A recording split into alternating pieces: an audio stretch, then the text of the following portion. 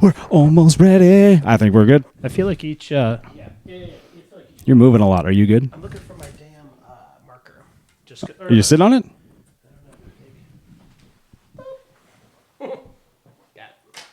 You were sitting on it. Sicko. It is a Sunday night.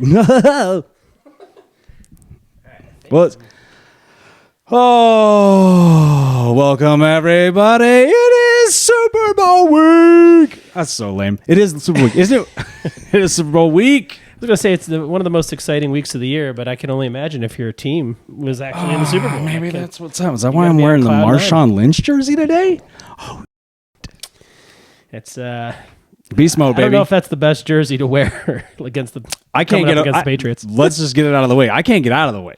That clip, if you all don't already know, that clip is going everywhere all day long. Thanks to so many Patriots fans, and it's fine. It's fine. It's what happened. It's football. One of the biggest blunders in NFL history. Yep. At least we didn't draft Jamarcus Russell. That's just me, just trying to push it off. It doesn't matter. It could have rewrote the way people see the Patriots. Really, I mean, if they got that win, who knows how many they. Yeah. You know how they go on. Let's pull these up, Holmes. Let's do it. Welcome, everybody. Welcome. Hey, welcome all you new followers. There's about 10, 12, 14. I don't know, something like that. Welcome all you guys, all you new followers. Who else we got? Everyone's following and liking and on all these sorts of different platforms. I mean, we're everywhere right now. We're everywhere. Instagram. That's a big one. TikTok, YouTube. Oh, yeah. Big fan of the YouTube Shorts. I think Shorts are really fun. Just just a quick. When you post 3 a day, yeah, you're bound to see one. we have a lot of rambling to choose from. It is good. Now, that's one thing I did notice was we got shout out Opus Clips, dude. They did a great job with how to put all those together and fast. That's the number one question I always get is like, who does the editing? Like, how do you guys do the that? AI does it. I adjust it because sometimes it'll show my dick in this. You know what I mean? Sure. You're like, I can't do that. That's not gonna work. No, maybe some of you out there. I don't know. Some of you new guys. I don't know. No, I think the ability to edit those 30-second clips, the quick hits, and then ultimately that's what gets you to the YouTube channel to watch the whole thing, right? Absolutely. And so, cheers up, home. Two beers, 2 mics, everybody. We're back. We are back. Oh, it's been so long. This is so good. Like I was playing catch with my son in the backyard. Yeah. Before I came, and so I'm all hot and just trying to get thirsty, that, and this beer is just trying to get that family time in just before it's boys' time. Yeah. There's nothing better than that. I don't think. I think it's a good time. Hey, if you haven't yet, go ahead, like, subscribe, follow, all those things. We're on every platform. Come find us. We're everywhere. We will find you. Trust me, it'll happen. Yeah, come. We try to. And you'll see today. I think we're doing a good job today of talking more than just sports. So if you're a lady listener, or if you're someone whose team is not in the Super Bowl and feel like some of this content won't be relevant to you. We'll make it relevant. I feel like there's some cool things coming today. We got some whiteboards we're gonna bring out here. And did you say white boys? Yeah, no, I'm just kidding. Yeah, two more white boys. We got 2 of those too. But no, some whiteboard stuff. We're gonna go through kind of some funny topics, maybe some pop culture stuff. It's gonna be fun. Yeah, it'll be cool. Fun show today. I think it'll be great. Yeah, it's a Super Bowl week. Yeah, man. Is it weird we had no football today though? Like no football? It's kind of strange, right? This was the first Sunday, right? First Sunday with no football since. Kind of a bummer preview of the next few months. Do you remember week 1? Do you remember watching those first Thursday night games? Where'd you watch them? Just here in the house. Did you? But I was excited. I was on a golf trip in Ohio. Oh yeah, that's right. Avalon Lakes, and they call it the Grand. It's in shout out your homies, East Ohio, with 16. You do this every year though, right? Yeah, every year. Same group, 20 guys or so go for 36 holes back-to-back days. So we play 18 in the morning, 18 in the afternoon, and then the Paradise Open. So shout out those guys. Hell yeah.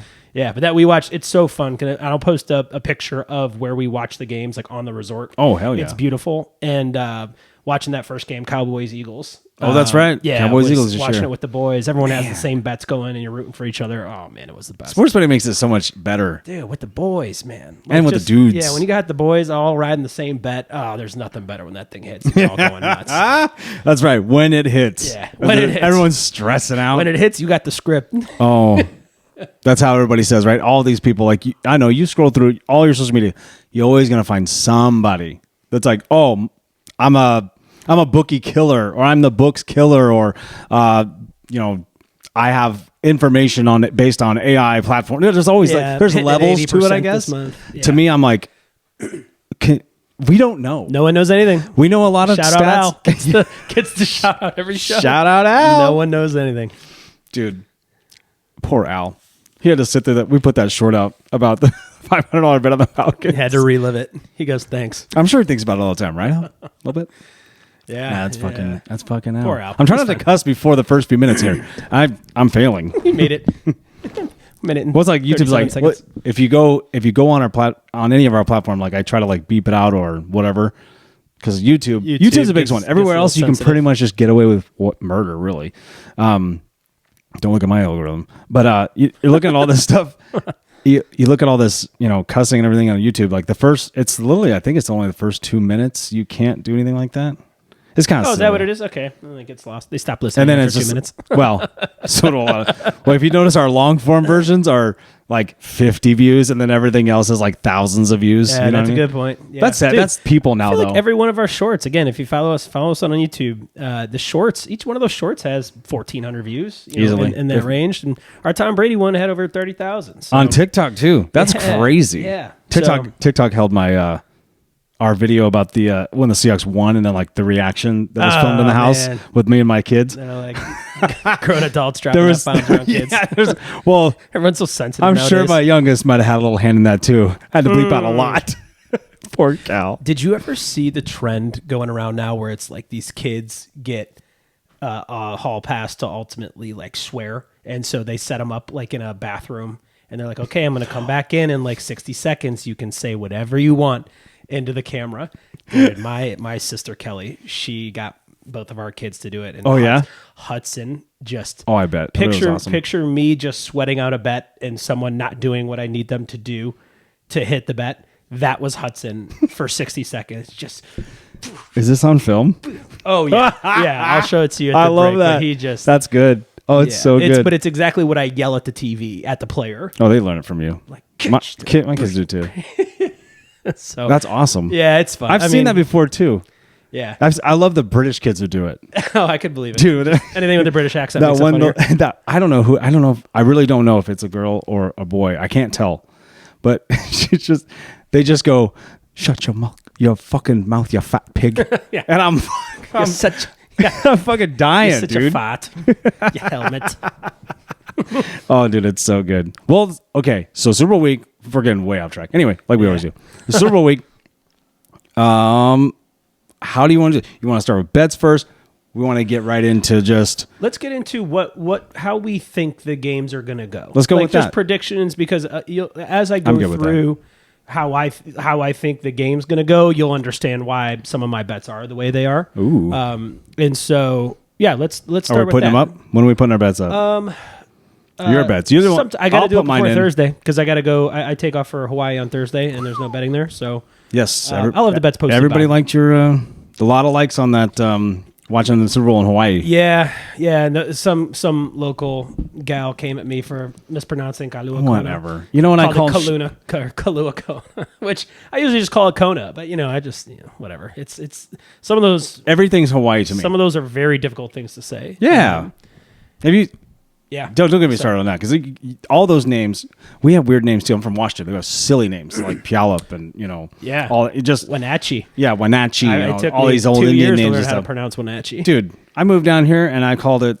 It's Chaparral Road, but I called it Chaparral. Like I didn't know. See, I didn't know. People are like, "What did you just call it?" I'm like, I thought it sounded like that. Think about it. I mean, but we do get sensitive about it. Like Ohio has Cuyahoga Falls and Cuyahoga River. So yeah. Chillicothe, and we get very uptight. Oh, I just like watching people. I love when people say. I just like to watch people freak out when I spell Puyallup, and they go, and they've never seen it. And they go, I was called a pulley up. I go, and they're like, yeah, dude. You hear the funniest shit come out of people's mouth when they don't know what to say. Yeah. You're like, is the L silent? Yeah, you're like, yeah, Puyallup. You're like, nope, that's not it. Actually, roll the L.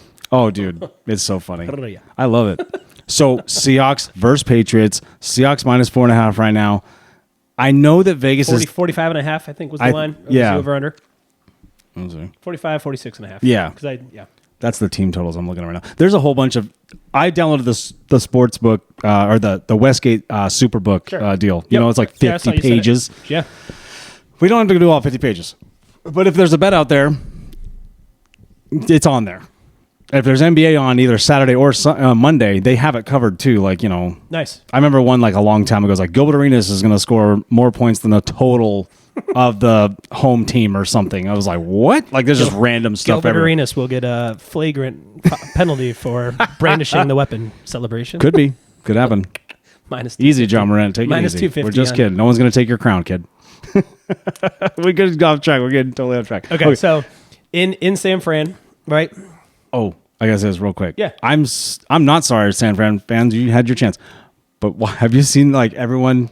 Maybe you haven't. Because I'm on Twitter. That's my big one. X, whatever you want to call it. Everything Seahawks is covered Levi Stadium. Also Patriots too. So it's that's covered what? The whole stadium. Levi Stadium where they're having the game. Oh. That's division rival. Interesting. And now you have all Seahawks stuff everywhere on that stadium. That's got to be. Blanketing. That's got to be rough. It's blanketing everywhere. Sam Darnold, 50-foot posters everywhere. See, the Browns, if the Browns had it and the Steelers were in the Super, like they would never, they'd burn this. I would think so. Yeah, that's wild. No, there's nobody in San Francisco anymore, so or in Santa Clara, right? Yeah, that's hard to watch. They're cleaning up all the streets for the Super Bowl. It's like the Chinese are coming back into town. Xi Jinping's coming back in. Just 1 week. Up again. 1 week and they clean it up. Come on. Almost, give me a break. Almost, this is solved. We did it. Wait, what happened? Have the Super Bowl. Where'd everybody go? We just have to have the Super Bowl. They're in the Hilton. Yeah, we have them upstairs. Yeah, this is crazy. Just come out with a dozer, just pushing everything off to the side. Was hiding behind these buildings. They're not coming this way anyway. Just throw in. Oh, that's so weird. Anyway, we'll get into that on a different pod. Holy cow! This is you're good. We're doing a great track. Great job today. It was my fault because I started talking about having a division rival and have their stuff all over. I know it's the NFL. It's going to happen. One day there'll be something in Seattle, and we probably will not be at the point where we have a Super Bowl there. You know what I mean? I don't know if it ever will. Everything usually wants to be like in a good weather out or indoor or something like that. So Seattle would be a great place to host. It would be, but it's iffy. You know what I mean? You don't want to have a Super Bowl in the snow. That shit sucks. You know what I mean? Do you guys get a lot of snow? No. Sometimes. That's what I was thinking. Like there's a clear difference between like you guys and like Newark, New Jersey. Like the Jets and those guys play. Which I think it's a different city, but it's right there. Yeah. I don't know. I think it is a shame it is in those same 5-6 spots, however many it is, because I think there are some really cool places you could have the Super Bowl that you could never get a shot. Well, now people are like the Bills. They have a covered deal, right? Yeah. Who else has gone covered now? Minnesota now is covered. So, I mean, you guys are next, right? Yeah. God, yeah, I think we are actually. I mean, if they get it approved. Yeah. They're trying to take it to Brook Park. Yeah. Why not? Because we're the Browns and we don't deserve nice things. Like, honestly. Don't waste your money. Jimmy and D. Haslam, don't waste your money. I have to follow the Browns now. I mean, I've always been following the Browns because we're friends like for a long time. Actually, I'm scrolling through my photo book the other day looking for photos. I was like, oh, shit, we've been friends forever. Holy cow. Yeah, man. So I'm going through this Brown stuff and I'm starting to follow more stuff Browns. I'm like, man, you guys hate your own team. Holy cow. Yeah. Back when we had Baker, man, and things were good, it was fun. It was really cool to be a part of. But it's been since the 80s. I mean, really, since we've been relevant, and then Baker. So it happens. Whatever. But yeah, welcome to the shit show, bro. Anyway, Seahawks in the Super Bowl. Let's talk about that. Yeah. Just keep heading from the Super Bowl to the Browns. So being there at the stadium. So Seahawks got there. Obviously, they're number one in DVOA. We have, I think, in DVOA for the Patriots. I think they climbed up. I think they're like 6th or 7th. I could be way off of the DVOA. I'm just learning about DVOA. What's that stand for? I don't know, dude. Like, what is it? Like, we'll put the definition right here. Well, somewhere like this. What is it? Like, what's the? Hang on, now I gotta look. No. But like, what are you talking about? Like, when you say they're second, or what'd you say they were? It's like it's about their defensive DVOA or something like that. DVOA. DV. Defensive. V as in defense Victor. Versus opponent, maybe. No. It's some stupid name. Some nerds came up with it, and I gotta look it up. Someone who's really good at Excel. Mm-hmm. Pivot tables. And some of it works. Slicers. You know. Let's do it. DVOA. No, not how we do it. Let's see. Here we go. DVOA. No. I want definition, guys. That's all I'm looking for. I bet whoever created this stat can work up a VLOOKUP like in seconds. In milliseconds. In an advanced metric that measures team or player efficiency on every play, comparing performance to the league average baseline based on down, distance, and game situation. Sure. So basically, defense adjusted value over average. Has everybody got that? Because I still don't get it. But anyway. Yeah, how they compare in different metrics. I'm trying to look at some of this stuff to be like, I know these things. And I'm like, I don't know these things. I try to study them and I don't know them. We know I get more confused. It's one of those things where you're like, okay, I know the rankings, right? I know the defensive rankings. I know the offensive rankings. I know who has who. Yeah. Why don't we just go on? That's how great the game is. It's a great thing because you have so much data to pull from. We pull from every minuscule item. And numbers, hey, I'll say this. What is this? What's the saying? No, figures don't lie, but liars figure. Right? And so you can manipulate numbers however you want. Well, obviously, we've heard tons of Patriots nonsense this week, right? No, it's not saying the Seahawks fans haven't helped in that situation. Have you heard a lot of Patriots nonsense? Yeah. Like what? Give me an example. The one guy saying, hey, if you take out all the good teams they played, the Patriots have the same record as the Seahawks. I was like, what? Common opponent stuff I heard today was they were saying something like, oh, no, when these two guys are in, they're 12-0 or something. When these two guys are out, the math didn't work out. They're like so they're digging. They're digging. They really dig for it. Sure. Sometimes they're like, oh no. And here's the ones that I don't get is like they go by history, which I kind of get history, but I'm like that team. Half those guys are dead. You know what I mean? Like this you can't go to the 80s or even 90s and pick out things and go, this has happened back in 1994. Like no, it didn't because it doesn't matter. Yeah, it doesn't matter now. If you want to create a narrative, man, like you said, there's so much data out there. They're gonna create a narrative. You can do that. Yeah, well, sure. You can manipulate numbers however you want. You can, we always go through common opponents. We go through all these things like, and everyone wants to be right. Their team's in the Super Bowl, so you want to be right. Here's how this game's gonna go. Okay, let's get into it. We've been trying. This game is going to be a low scoring game. Guarantee it. There's no way. I think so too. There's no way the Seahawks are going to be dropping 35 points in this game the way they did against the Rams. So or allowed it. Exactly. And so this game is going to come down and again, this is the perfect situation for the Patriots to be in. Like Mike Vrabel, I think their whole playoff scenario has been the perfect situation for them. Dude, Mike Vrabel as an underdog in a game that no one really in my opinion, no one expects the Patriots to win. But I don't think anyone would be surprised if they did, which is like the perfect. It's a Super Bowl, though. It's right? the perfect. It's the perfect game that Vrabel wants to be. He wants to be that underdog. That's like it's us against the world. Belichick gets snubbed from the Hall of Fame on the first ballot. That's just stuff on the fire. You think they use that one? Maybe. Yeah. It was a former player. No, I know. He's three times. He was there for 3 of the titles. And Bill Belichick is he is the Patriots. It's totally associated. Like there's nobody. You can't say Patriots not mention him at least in the top 2 or 3 people. The disrespect is off the charts with the Patriots. I think in this game, and I think it's going to come down to can the Patriots defense get bad Sam Darnold to rear his ugly head. Sure, is going to be the key to this. I think if Sam Darnold if he loses the turnover battle, they will lose this game. I think so too.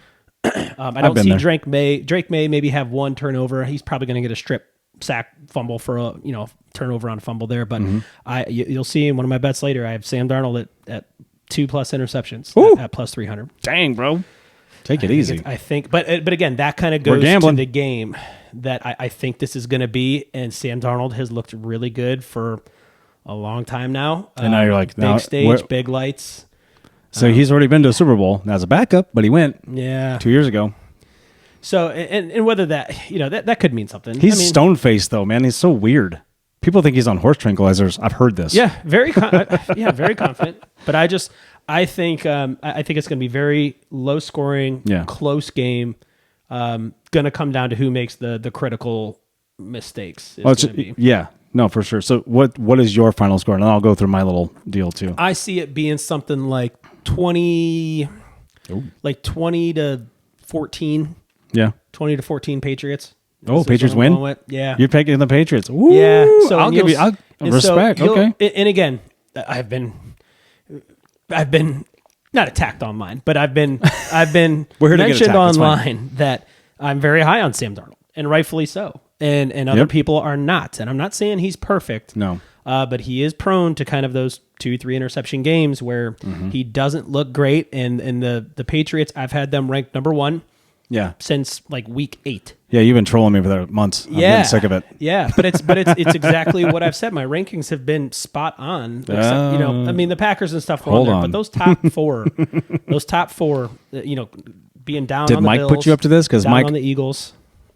No, I've had the top 2. The top 2 have been these 2 teams pretty much all year. You actually had Seattle early in the top 2, which I was like, whoa.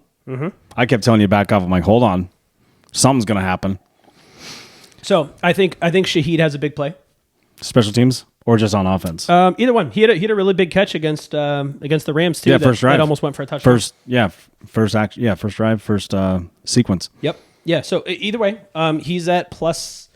I think he's plus 320 right now for an anytime touchdown. Shaheed. So I'm on that too. You know who I think has a big game? I hate to say it too. Is Matt Collins.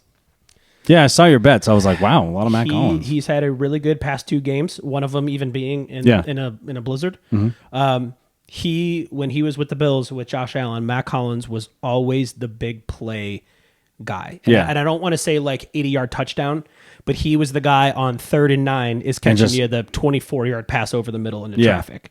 And dude, when he came through the tunnel against when he's doing the Warriors thing? Yeah, and he's got the beer bottles in his hands. He's going, Warrior, dude, nut job.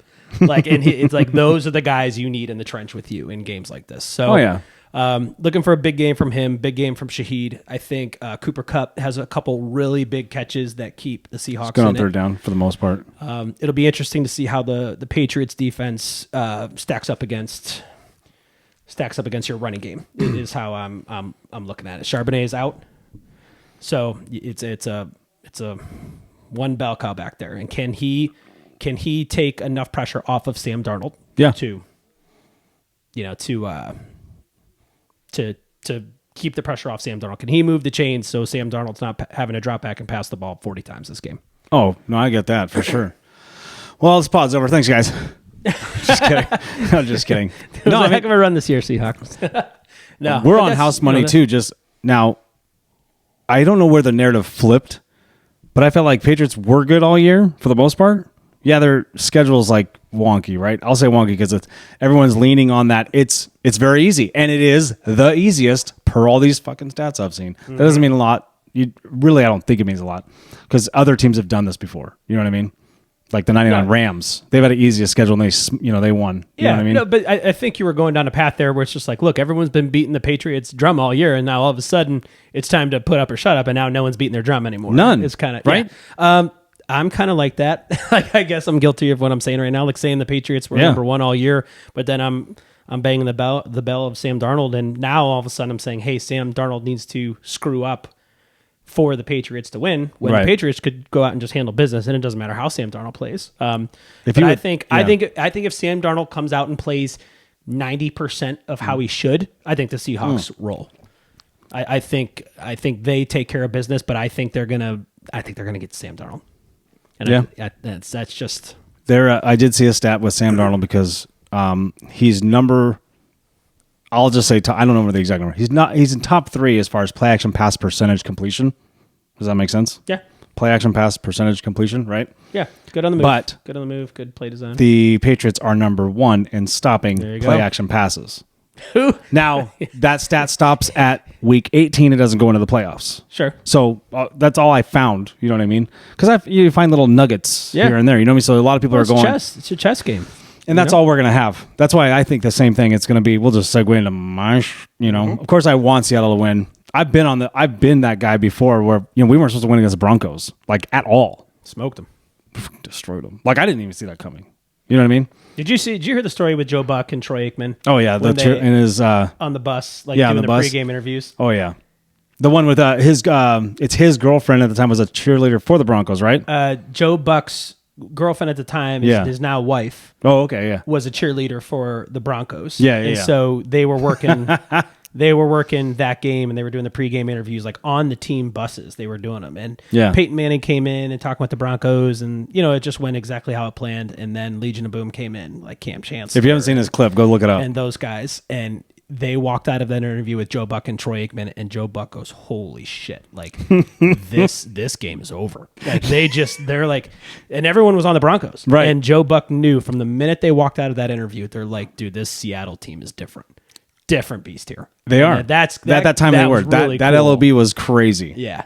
The one, like I heard another story. I know we're going back and forth with the Super Bowl stuff, but like another story about that whole similar is Marshawn and Michael Robinson and another, I don't remember the whole running back room back then, but those guys were like, we're supposed to watch film, right? So like the day before they leave to go to New York, right? Because that's where the Super Bowl was. They're looking at each other like, we got to watch this film. We already did a walkthrough and all that kind of stuff. And then they just looked at each other after like turning on the film for like 2 seconds. I mean, they tell the story. These guys do. Yeah. You find that clip too. It's great. They just look at each other and high five each other and like, we got this shit. And they just left the room like, we're out of here. Let's get on the plane. They knew it right away. Yeah. Which is crazy because even media did it too. Media was like, number one offense. Peyton Manning, like 50,000, touchdowns for the year. I think it was like 60 or whatever it was, but it was a lot, right? And everybody was like, no one really knew who Russell Wilson was. It was the second year. No one remembers, though, even that year, that their one silly play from beating the Falcons and stopping them from scoring that field goal in the 2012 playoffs, and then going to the NFC title game as Wilson's rookie year, and that year. Second LOB year. You know what I mean? I'm like, man, even then I kept going, Broncos are tough. I thought they were. Yeah, defense wins championships, right? Big thing to set here. Well, what did the Broncos do in Super Bowl 50? Two solid defenses. They went and purchased a fucking defense right after that game. That's all. Who they have at the time? I don't remember. Like Champ Bailey and those guys, or was that Champ Bailey was there at the time when they lost? Okay. I don't think he was there when they won in Super Bowl 50. I don't think. It was a long time ago now. Was that like Brandon Lloyd and those guys, like receiver at the time? Might have been. With their Demaryius Thomas was still on that team again, right? Thomas. Because he was in the first. He was in the other one. He's 2013. Right? He died, right? Demaryius Thomas. R.I.P. Man. So what do you? How do you think this game is going to go? It's going to be a defensive battle, there's. That makes me want to put money on the over because that's what everyone's thinking. Vegas needs money bad now. Vegas is freaking out. They're trying to entice people right now, from what I understand. Like, hey, let's put the Patriots at like plus 240. You know what I mean? Like, let's give them a little better odds and see what happens. They're not giving numbers. Like, they have not moved the line. Millions of dollars have come in. It's been since it started opened up. And usually when there's $1 million plus bets, the line moves half a point. Whatever it may be. It'll be over $1 billion gambling. Dude, right now, guess what? That line ain't moving. It's still 4.5. Sometimes I've seen it 5, and then it goes back. We know how it's going. Vegas. But some of those guys are kind of hurting too. You know what I mean? Like Vegas is like, we're going to get crushed. So you know what I mean? So when we both unanimously say this is going to be a close, low-scoring game, and it's going to be a recipe for an over. I've been saying it all year with some of these things. It's like Seattle, if they have the ball last, it's going to be a Jason Myers big leg. You know what I mean? We're going to have to do something. It's going to be, I think Seattle wins it. I have to go with it now. I'm already here, right? You know what I mean? I didn't pick the Broncos either when I knew I was like, we're going to get crushed, but I kept saying Seattle wins. You have to bet on Seattle. Now, we're in at the end, right? Yeah. We're in the end. Yeah. No, you have to. We already did the cool thing, right? We already knocked off our entire division to get there. Maybe you hedge them down to plus, minus 2.5. So they went on a field goal or something, maybe. Yeah. So it's going to be a defense. I think I've seen a lot of Seattle games, and they start out not slow, but they start out kind of like, let's see how they move first. Let's see how they do things. Super conservative. So it might be a little bit conservative, but it's also like if they don't see and capture the moment or like that opportunity to do something, they kind of hold back. Like you've seen it, like we saw with Atlanta, they were 6-6 at halftime, and then it just crushed them after that. Same with Carolina. You know what I mean? I think Carolina was up 6-3 or something like that, right? Or 10-7. It was something close, right? And I was like, okay. I've seen a couple other games like that too. Rams were up, they were beating the shit out of us in Seattle in weeks 15. You know what I mean? Yep, we've talked There's about games that game. like that where you're like, what is going on? And then next thing you know, you're like, oh, we just scored 30 points just like that. You know what I mean? It'll happen. Yeah, there could be a really... it's the Super Bowl. Weird shit happens. I mean, there was a play the one time. The first play was a safety, I think, the one game. Yep, there was 2013. Mark Cuban had, put $1,000 on that and won however many million. But I could just see like a really weird... Awesome. Yeah, Mark Cuban had the first play or the first score of the game being a safety. Well, it's because the odds are so great. Oh, it's crazy. Yeah. Odds are so great. You're like 500 to 1. I'll put $4 on that. Who knows? That's where I'm saying, dude, Mark Cuban gets a hold of that that quarterback or the center and just say, hey, I'll give you $30 million, but I want you hiking this first pass over the quarterback's over the head. You guys will be just fine. Don't worry about it. $30 million. And he doesn't make 30. You know what I mean? Exactly. It's a center. It's a rookie, or somebody like. Or to say you get the long snapper, like, hey, you got a punt early in your zone. I want you long, because long snapper is their own thing. It's different than the center. Oh yeah, dude, long snapper making $800,000 a year, whatever it is. Mark Cuban comes to you, drops you $30 million. Oh man. The script, baby. I'm so good. Paranoid of everything. Oh, dude, especially in the game, right? Yeah. As long as it doesn't happen, ends like the last one. It's whatever. At this point, it's like we're there. Who cares? You go to the Super Bowl, it's like you're still a good team, no matter what. You go. Yeah. If you lose, I don't think anyone's arguing Seattle shouldn't be there. I think 9 out of 10 people would be like the Seattle Seahawks were a top 2 team this year in the league and deserve to be there. I don't think anyone would say they worked their way. I say they worked their way up into it. You know what I mean? Yeah, but I don't think you ever started.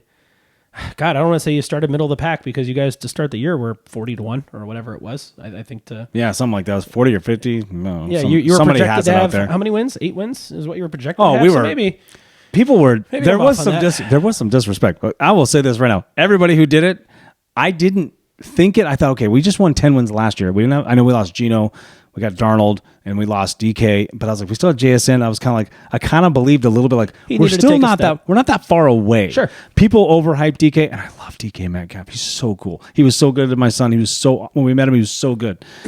I'll tell you what. Just as a player, though, you're like, he's kind of a troublemaker. Like in a sense, where like. You get a first down, but then he gets a 15-yard penalty, and you're like, "What are we doing?" Just emotional. This is that kind of stuff. But he's a beast. He's a beast. It's funny because I don't put DK Metcalf in that same category as like Stephon Diggs or Odell Beckham. Like to me, those are mental top 25 guy, but like not top 10 guy, right? No, but I mean more from like a diva wide receiver diva perspective, where he is. He's not a diva, but he's also kind of a weird in a different way. Yeah, like normal people don't go strangle fans. Like like I forgot about that until you just said that. Oh, yeah, Jesus.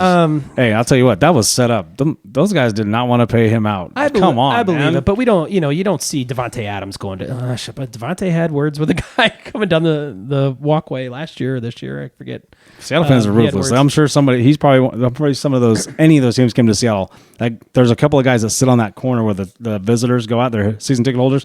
Those guys go after him hard, and you're like, ugh. It's kind of cringy, but also like, hey man, don't get. They're so close to him too. Like in Vegas, like at Allegiant Stadium in Vegas. Yeah. Like my shout out my buddy Tanner, my rep in Las Vegas, can always get me down right where the Browns come out. So I've been to the Browns game in in Las Vegas these past few years. Awesome. And these players are from here to the camera away, and a lot of them come over. Usually these really good looking girls are there because it's down on the field. It's called the Wing Club, and these girls are right here where these players are coming in and out, and they're just trying to get a player to pay attention to them. And so that's all they need. So this last time we were here, David Njoku comes over. Oh, and so he's right there and he's talking to these girls right next to me, and the girl asked, "Hey, let me get your Instagram." Oh shit! And he goes, "Oh, it's my name. Just look me up. It's my name." And she goes, "I don't know your name." Oh shit! and he looks at me and goes, "Hey, tell her my name and give her my Instagram." And so I looked to her and I go, "Hey, it's D Evans 4 on Instagram." I gave her my Instagram. Shit. Yeah, his name's Daniel Evans. D Evans 4 on Instagram. No, but it's no. What did David say? He laughed. Oh God, I didn't say that in front of him. He probably would have laughed. I think hey, that'd have been great. Yeah, you got a little high five out of that. I would think, right? That was. I don't think he heard me, but it was. Would have been awesome. Yeah, it would have been funny. That was Shadur's first game, so I got to see him come out, which was really cool. That's awesome. Where he threw that bomb touch. That's right. It wasn't a first series or second series or something like that for him. In the background, front row, right in front of where that guy catches the ball. So that was cool. Hell yeah. But yeah, to your point, some of these fans can get so close to these players. Crazy, man. Yeah. Like, what are we doing? So back to the Super Bowl. Where did we just go with that? That was crazy. Yeah. So I think it'll be low scoring too. I think it's going to be like 20. I think Seattle wins they win 22-18. You know what I mean? We're right there. I mean, we're game total. I don't see. We think it's the same style game. If somebody were to score 30, I'd be like, "Whoa, I didn't see that coming." If someone scores 30, it's because the other team had 3 turnovers that were either pick sixes or turnovers in the end zone, like or deep in their territory. 30 points, anyone scoring 30 points would be shocking to me. So here's the thing. So just because this triggered me into thinking this, Texans defense was awesome, right? They're great. Number one for a while, number two they're always a top 3, right? Dogs. Yeah. They had 5 turnovers. We talked about it before. Their defense was that good that those 5 turnovers, I think only the Patriots only got 1 score off of those 5 turnovers. And it's because in fact, they turned the ball over 2. Yeah. What kind of Patriots team are we going to have? That's the against the Broncos too, against Stidham, where Stidham had that really bad turnover. That was the only time the Patriots scored a touchdown. No, but to your point, they only got that. That was their only score. Touchdown that game. So that's the closest they ever got. I still think I stand by this. I don't care. I just knew it was going to happen, but I didn't see, and I don't think a lot of people did either. The Broncos had a better defense that day, I thought. Like I was like, they're going to go into this game. They're going to be just fine. They don't have Nicks. Well, this is where I go with this. It's like they don't have Nicks. They can still hold them off because the offense isn't quite there yet, or at least they weren't at the moment. You know what I mean? In the playoffs, I should say, with Drake May and everybody. Like Drake May's, we talked about him being loosey goosey with the ball and all that kind of stuff. It was, if you think about it, like where you just said, they only had that 1 score because of the position. They didn't get any other close that way. You know what I mean? Yeah, the weather sucked. That totally sucks. I think it's impossible to say for sure. I don't want to say it's 100%, but I really feel like Broncos had the edge in that game. The weather was shitty against the Texans too. Yeah, but y'all have 5 turnovers. That's crazy. Yeah, but I think that was the wake-up call for Drake May. That was the wake-up call that, hey, I need to do a better job of protecting the ball, which is like would have been great if he would have had that game in a Super Bowl for you guys. But I think that's in the forefront of their mind, like, hey, you cannot have a game like that against the Seahawks. And I think they've made that. And he did a great job of protecting it. To your point, that I think why that game was so bad in Denver is because they were being ultra-conservative with Drake. They had to have been. Yeah. I think Weather played a big play. I'll be curious to see how Weather you guys did play the play. I mean, Stidham and the Weather. I really think that if Nix was there, totally different game. Drake May's legs on 3rd down is going to be a big thing in this game. Seattle does not do well with runners, but we haven't faced a ton of them where we're like, there's no Michael Vicks in the league. What do you think Drake May's over/under rushing yards is this game? 35 yards, 36.5. No way, bro! Really good. That was incredibly high. Like I would have put it more. I think it's high, but I'm also 26. Like, so just say if they're down and they need plays, like he's going to run. Or just because we're going to protect the lead, they're going to back off. Close games, or they have a brief, short lead, and you're at a 3rd and 7. Yep, you run. You got to account for it. Even Darnold in the Rams game ran. You're like, oh shit. Yeah, even Stafford was running that game, which was crazy. Yeah. No, but I think that is a big way. Like the Seahawks move the ball on 3rd down with Cooper Kupp. The Patriots move it with Drake May's legs. Yeah. And so which one? I think whichever one does it better. Like if Drake May goes off with his legs, I think the Patriots wins. If Cooper Kupp has 4 catches on 3rd down that moves the chains every time, I think that is a very pivotal point of this. It should be a great game. It should be. Has to be two quality teams. I think people are overlooking the Patriots. I think the public is. I want to say yes. It's because how good the Seahawks have looked, and the Patriots haven't really looked that good because they're winning though. They've been in these shitty low scoring games. It's weird though, right? Very weird. But like you said, it's the Super Bowl. I'm trying to figure out like a weird. Yeah. So like game. How are they there, and how they got? So you like we were talking about like how they get there, right? Easier schedule. Seahawks didn't have the easiest. They had a medium schedule. I wouldn't even say it was easy. I'd say it's medium. But the thing that sucks for them is NFC West is the best division. NFC West is hard. Best division play them in football, and it's not close. And you know how hard it is? I feel like I should clarify this. I think it's hard to play a team 2 or 3 times. Period. It just is. Just to win 3 times. Yeah. How many times have you seen AFC North? Doesn't matter what anybody's record is. It's a tough ass game every time. We beat the Steelers. It's always on national TV because it's crazy. Always. Yeah. Oh, they know each other so well. And that why? I mean, they don't do it for the NFC West. They do it for AFC North. But what I'm saying is like playing those teams like that. That's a battle tested scenario in my opinion. You know what I mean? 100%. There's a lot of things you could say. You could go, like I said, the numbers are this, or the schedule's that, and the quality of the schedule, and the opponents, and at this point, everyone's got 2 weeks to prepare for whatever shit talking they want to do during or after the game, because that's what it comes down to, right? It's all we have. It's so fun. Like it's fun for you to be in this position. Like I couldn't even imagine. Like, it's crazy. You guys. I don't want to say you're spoiled because you're not spoiled, and I think you're not a spoiled person. And I think you don't take any of this for granted. Where I think Patriots fans took a lot of it for granted back in the Brady days. They still are. Yeah, no, I'm just kidding. I couldn't even imagine. Like if it would have been the Browns, or if the Browns would be in the Super Bowl right now, I'd be losing my mind. If I was you, I'd be losing my shit. I'd be in Cleveland. I'd tell you that. I'd go back to Cleveland to watch. I would too, just for 2 weeks straight. Who cares? Go. Yeah. Because there's an energy in the city when your city's there. Oh, it's amazing. When the Cavs won the title in 2016, that's right. We were right down there. Mm-hmm. The streets were, it wasn't to the parade level. It wasn't a million people there, but there was everyone. You're there for a reason. Hundreds of thousands of people in the streets, flooding the streets. That's how they do it, though. Yeah, and it was in Golden State, so we had watch parties and stuff. Hell yeah, yeah. Just to be in that feeling again. You're always talked about, right? You're always talked about it, right? Yeah. Cool memories. I'm happy for you.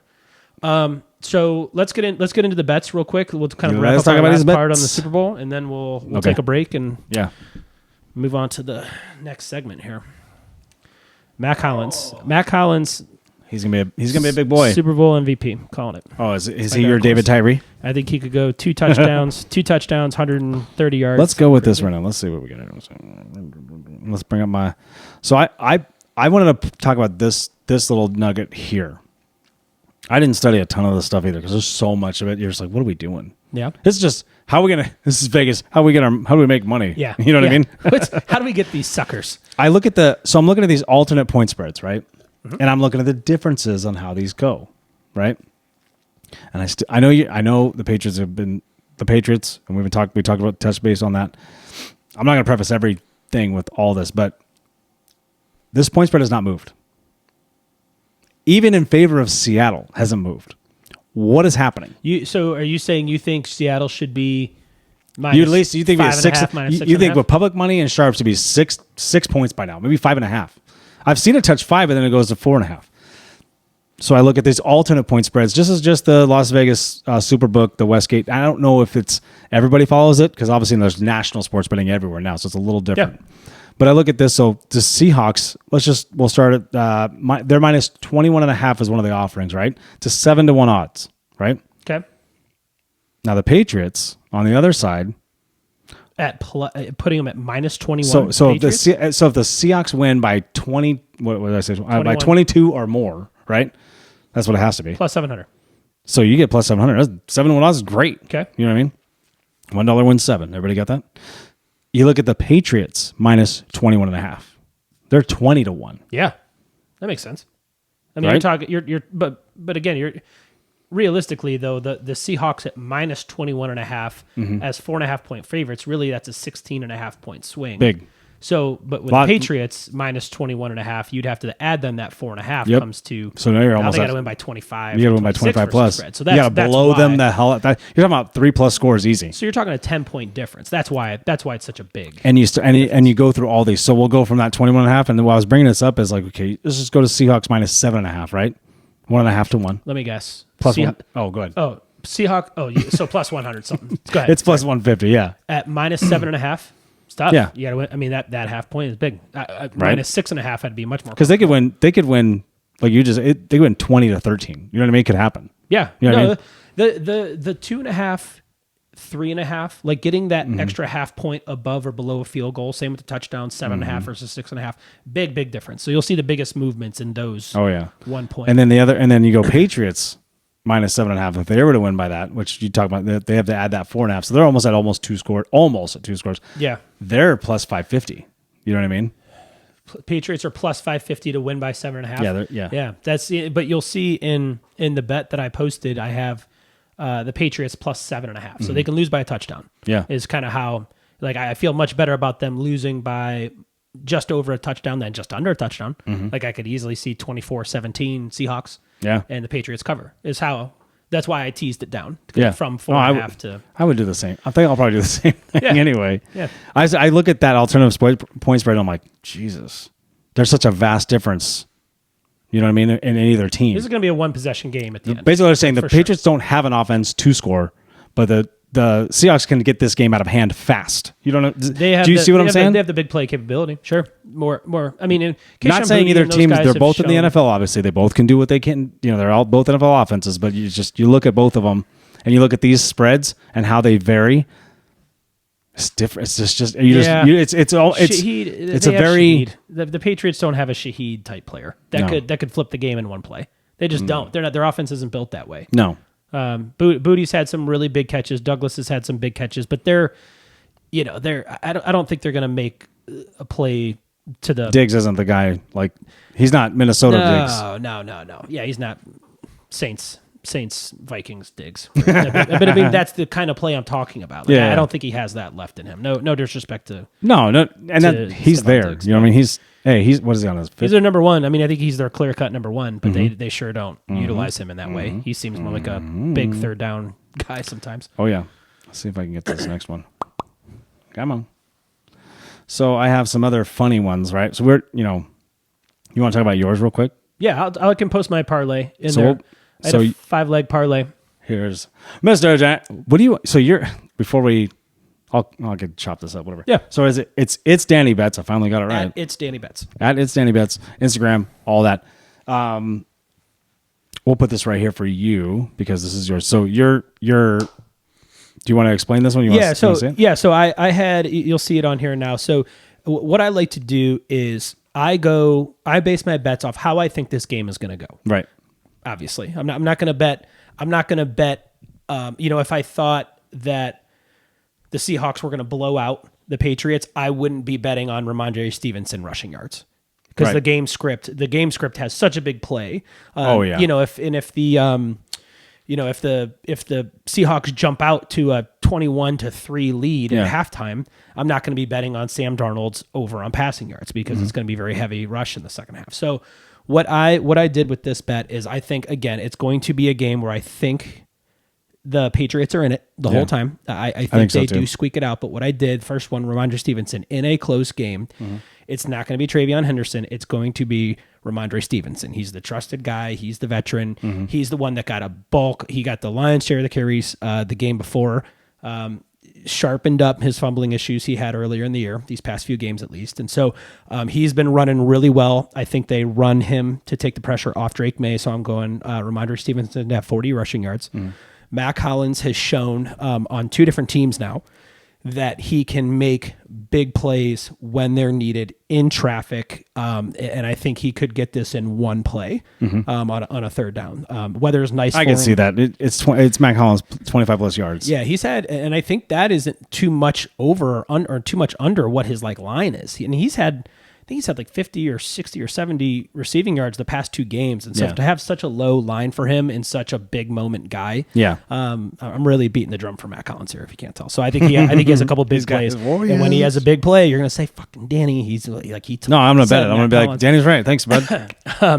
We're buying new microphones. Patriots plus 7.5. Again, I think this is a one-score game. I really hope it doesn't come down to like they somehow kick a field goal to make it an 8-point game and they end up losing by 8. I could see something stupid like that happening. But no, that'd be Al's luck, not your luck. Yeah, exactly. I'm waiting for that text message already. It's coming. 52.5. I hedged it up. This was more to prevent a Sam Darnold pick six or a Drake May strip fumble return for a touchdown or a Shaheed punt return. I think there could be one of those weird plays that instantly bumps it up plus 7 points. So I hedged the lines at 45 or 46.5. I bumped it up to 52.5. I like it. And took the under. And there's nothing more miserable than rooting for the under. Like it just. But look at these defenses. That's what I wholeheartedly think that's what happens. Yeah, but like what'll happen is the defense will have 2 pick sixes, and then you're all of a sudden pissed at the defense for scoring points. Yep. It's like it's so frustrating. Yeah, fumble, sack, recovery for just. I got a buddy back home. He always says life's too short to bet the under. Like even if you think it's going to be under, it's the most miserable thing watching a Super Bowl and you have the under and there's big plays and touchdowns and you're the only guy in the room that's like irritated that the points are being scored because you have the under. It's just number one way to be a miserable NFL wants person. Scoring, period. That's why it's not safety, ladies and gentlemen. Just so you know and you're aware, it's not safety. They're hiding that behind safety. Like CTE, whatever. They want fantasy football because it's $1 trillion business. I used to say it's $1 billion business. It's $1 trillion business. Yep. They want points, period. That's all they want.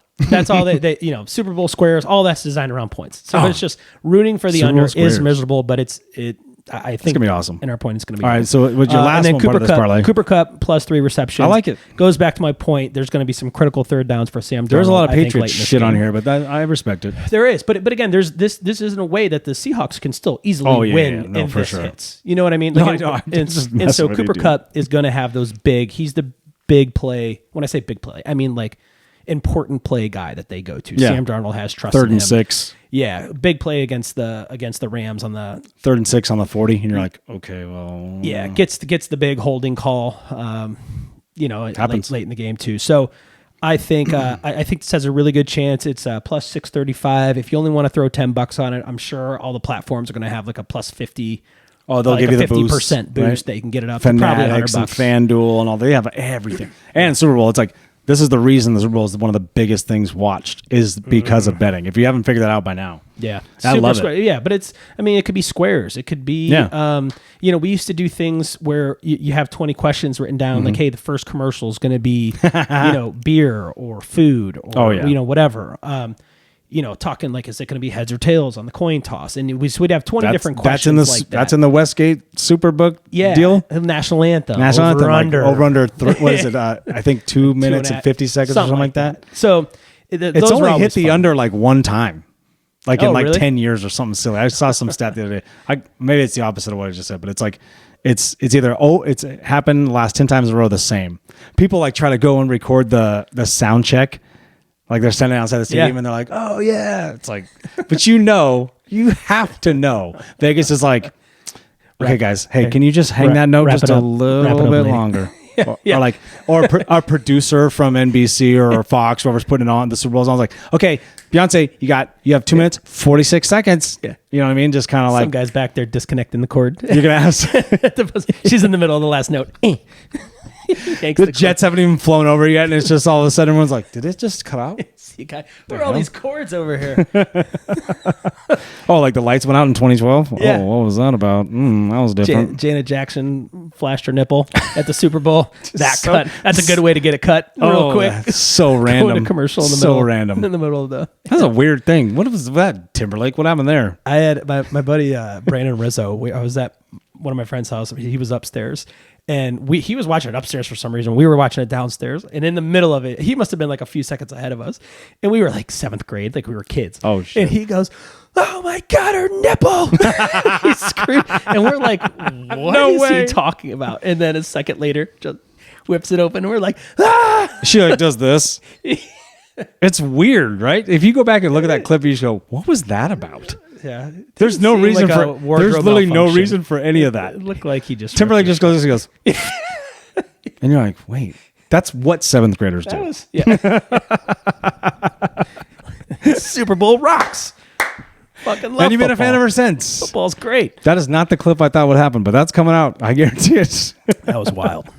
That was a good time to be alive. That was. It's always wild to see. Do you remember what Super Bowl that was? Who was playing? Packers and Packers Steelers. No. Way before that. Was it? Is that, no way. Was that Brett Favre and? That one. After that, I was like, Brett Favre was 95. This would have been like around like 2000, like in that range, 2000, 2001. And I could be making up the Packers, which I probably am because I was like 2000 was. It's before the Patriots. So who was good before the Patriots? 01 was Patriots. That's the first one. It was before that. Oh, so then it's pretty sure. I still mix these up. I don't remember if it's because of the 99 Rams, and I still remember if it's. This is silly. I don't remember if it's the Raiders or if it's the Bucks in 2000. I can't remember. Yeah, it could have absolutely been like that. Because I know Rich Gannon won one, and I know it was in that range. Yeah, whatever it was. It was one of those. Anyway. Okay, yeah, Super Bowl. Super Bowl. You want to talk about? Well, so you have a couple touchdown bets too. You do have a Rashid Shaheed. Shaheed touchdown. I see him making a big play. Put it up one way or the other, whether he gets loose for a deep pass or does something on special teams. What is that? 3-1, 320-1. Yeah, plus 360. Plus 360. So 50 to win 180. I'll probably throw $50 on that. I'm going to throw $50 on. Oh, yeah, I like this one. What was the other one? You mentioned it earlier. Yeah, Sam Darnold 2 interceptions. It'd be crazy. How about I give you one? How about I give you? You give me $50, and then I'll give not have the and I'll pay you if it hits. Sure, we can do that. Pat, it worked. Yeah. Pat, I got to shout out my boy Pat. He always says that. He goes, "You be downstairs and you'll be in the line," and he's like, "What you gonna bet?" And you know Pat, obviously. He goes, 49ers, Pat? No, Is he no, a no. Niners fan? No, he's neutral. He's a Seahawks fan. He says he's always neutral. Okay. He's a Niners fan for some random reason, like 2 years ago, just to troll Kevin and I. Sure. Anyway, Troll. Pat the troll. Yep. Yeah. So he goes, Pat will always do this. It's so funny. He'll see some ridiculous bet you got. He goes, "Hey, how about you give me that $30, and then if it hits, I'll give it to you." Yeah. No one ever takes him up on it. No. That's his thing. I had a buddy who says, "Yeah, hey, if you're gonna waste money, give it to me." Yeah. Yeah, I'll take that bet. How about this one? Here's another. Yeah, Mac Hollins, man. This can happen in 2 plays. It really could. It can happen in 1. Really could. Yeah, he's beaten this mark in his last 2 games, if I'm not mistaken. Oh, really? Yeah. Did you? I'd have to look it up. He's had like 40 yards and 60 yards. Like to give him plus 300 odds at a line that he's probably going to get is crazy. It'd be one thing if that was 100 yards. It's one of those gyms where you're like, this is happening, and then they're giving it to us for free. We're not paying attention. Yeah, big. I mean, let me see if I can find it real quick. Let's Mac Hollins yardage. Mac Hollins stats. Like 60 and 70 yards his past 2 games, and in shitty weather, shitty defensive, unfun games. Let's see here. So he had 4 receptions, 41 yards against the Bills. What? 12 14. That's regular season. What? Come on, AI. What are we doing? I'm so mad at them. You're looking against Texans and I'm trying. I'm going to find it. So why does it only have? Can I get Texans and Broncos? Actually, has the only postseason game they have on here is the Denver game. Two targets, 51 yards. Mm-hmm. 2 targets, 2 catches. It doesn't have the other. Did he not play in the other game? He played in the Texans game for sure. Absolutely. That's weird that they don't have the other in his game log on ESPN. I don't know. Whatever. Oh, interesting. Oh, maybe he didn't. Shit, maybe it was the game before. I was just looking at his past 2 games. We don't know what we're talking about anyway. It's fine. We're just here fucking off.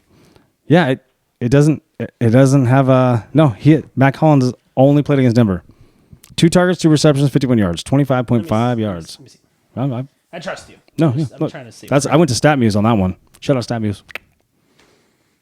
I looked at NFL Network too, right, or NFL.com under there too. So it's only Denver, and then I did ESPN. So he only played 1 game. Interesting. 69 yards. Okay, so maybe I just was looking at. Yeah, so that's all right. 7 catches. No one. So the AI was actually right. Yards.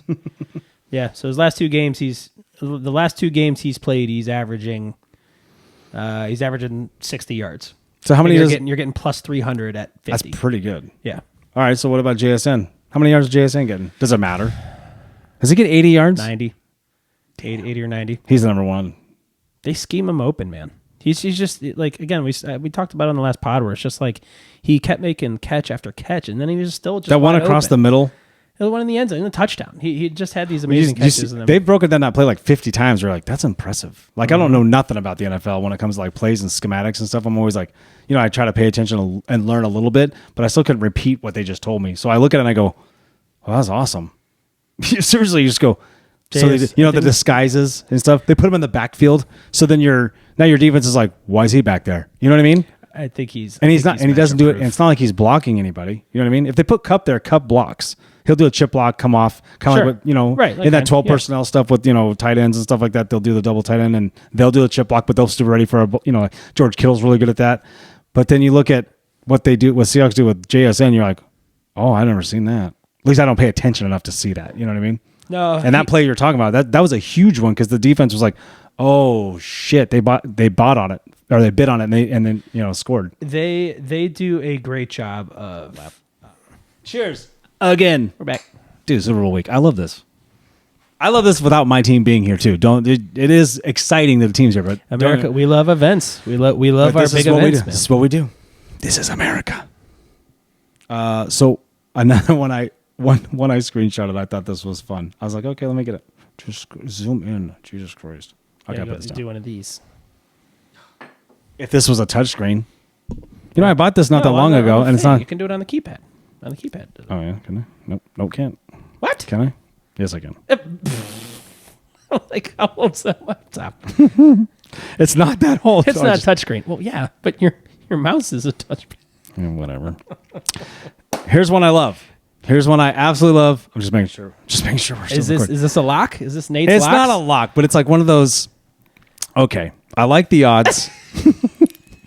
Don't get. Hey, no, it's a lock. Anything can happen. You gotta say anything can happen. It's a Super Bowl, right? Okay, what do you got? Now I'm nervous. No. Just because the odds are good. It's plus 240, and it's one leg, two leg. This is just a straight bet. It's just going to go straight. I can't be parlaying every. Well, plus you can't parlay this stuff at Westgate, but you could do it online other places, right? I'm taking this is. I'm not kidding. I'm going to put AJ Barner scores a touchdown. Sure. Plus 240. Who's the other guy? Who's the other guy that scored a touchdown? Bobo. What's his name? Jake Bobo scored a touchdown. Yeah. Hey, 4 receptions all year. 3 of them are touchdowns. See, so there are players like that in the NFL. The Seahawks are not special. There are only players that have just touchdowns as receptions. So I'm looking at Bobo. Well, I mean, he's got to be 1,000 to 1. Let's see if I can find it. I'm more inclined to put $10 on him than. I mean, Barner at 240. Yeah, he could absolutely score a touchdown. I like the Barner one. Sure. It just stands out. You know. Sure. Which this was a little bit. See, they have Halani, which he's getting time anyway because Charbonnet's out. Okay. Cam Akers is in there. Plus, that's 30 to 1. Ooh, baby. Okay. That's a lot. What's Bobo? Let's see if I don't see Bobo yet. Hang on. There's a guy Barstool won. 13 grand, I think. No, 30. 30 grand? Was it 30 grand? On Jake Bobo. $1,000 bet. Something crazy. Yeah. I was like, what? Shout out Max Delente. The guys who do that, I mean, obviously, don't get me wrong. They're probably betting like crazy every day, right? So the odds are something wild is going to happen. Yeah. What I want to know, is he up now or is he down still? Jake Bobo, here we go. What do you think it is? On an anytime Jake Bobo touchdown. Anytime it just says Will 16 to 1. 10 to 1. Oh, see. Okay. I like the AJ Barner one. Yeah, I mean, Cooper Kupp has. I will 1,000 be throwing $10 down on Jake Bobo. Did you know Cooper Kupp's? Do you know what? So you saw AJ Barner's odds. Do you know what Cooper Kupp's are? Plus 290. Plus 250. Okay. So Barner has worse odds. Sure. I mean, that's not by much, but worse odds. That's fair. I mean, I think all those guys are right there. Yeah, all of them are right there. Kenny Walker minus 200. Kenny Walker minus 200. I think Kenny Walker, yes, but like most of his games are like that. He's the workhorse. Now he's definitely the workhorse. Patriots Wendy's looked really good in the playoffs so far. When we drafted Kenny Walker, he looked special though. The game against the Rams, he looked different. That play in the first score, when the Rams defense blew that play up, and that dude was skirt and just took off to the right. I mean, just beat shifty, that guy quick. 0 to 100, it's like 3 steps. I was like, holy cow! And you could see those 3 guys step up right to him, like, come this way, and he was like, nope, and just took him to the corner. I was like, to watch that, like the Seahawks it got blown up, right? The defense knew it was coming, and he just like, nope, we're going that way. He's patient too. Like he's kind of sometimes he's not always that patient. No, is he? He's an East-West guy, and then out of nowhere he'll get these bursts. He is the speedy guy. Not like Le'Veon Bell to me. Like Le'Veon Bell. Le'Veon Bell has patience. I don't think Walker has the patience of Le'Veon Bell. But the 0 to 60 speed, where it's there, boom. Le'Veon was one of those guys. Was like, yep, see ya, I'm out. Wild. He almost come to a dead stop in the middle of the backfield. I wish he would have. I don't want to say it. Yeah, I'm not going to say that. I was just say he was great. You know what I mean? He's good. I almost said, I wish he did more on the Chiefs. So like, nobody wants to see that. Bet on himself and didn't work out, unfortunately. It happens. So what? So AJ Barner plus 240. I like that. We like Jake Bobo at 10 to 1. I like the Jake Bobo 10 to 1. Let's see some other little random things out here that I have. So now both of these are, will the Seahawks score a touchdown in third quarter? Will they score in 4? So one of the things we like, a lot of us like to do, it's not always like this. But what is the do I have it on here? I don't know. One of them is will there be a touchdown or will there be no touchdowns? Sometimes they don't offer it in these games. Like in the whole game? Yeah. No. Sometimes they do no touchdowns either half. It's first touchdown. So far, it might be on here, but the odds are crazy. Yeah. Like you know what I mean? 120 to 1 or something. Oh, the one time, and I still think this hit, and I still think his foot went out of bounds, was that Bears-Colts game.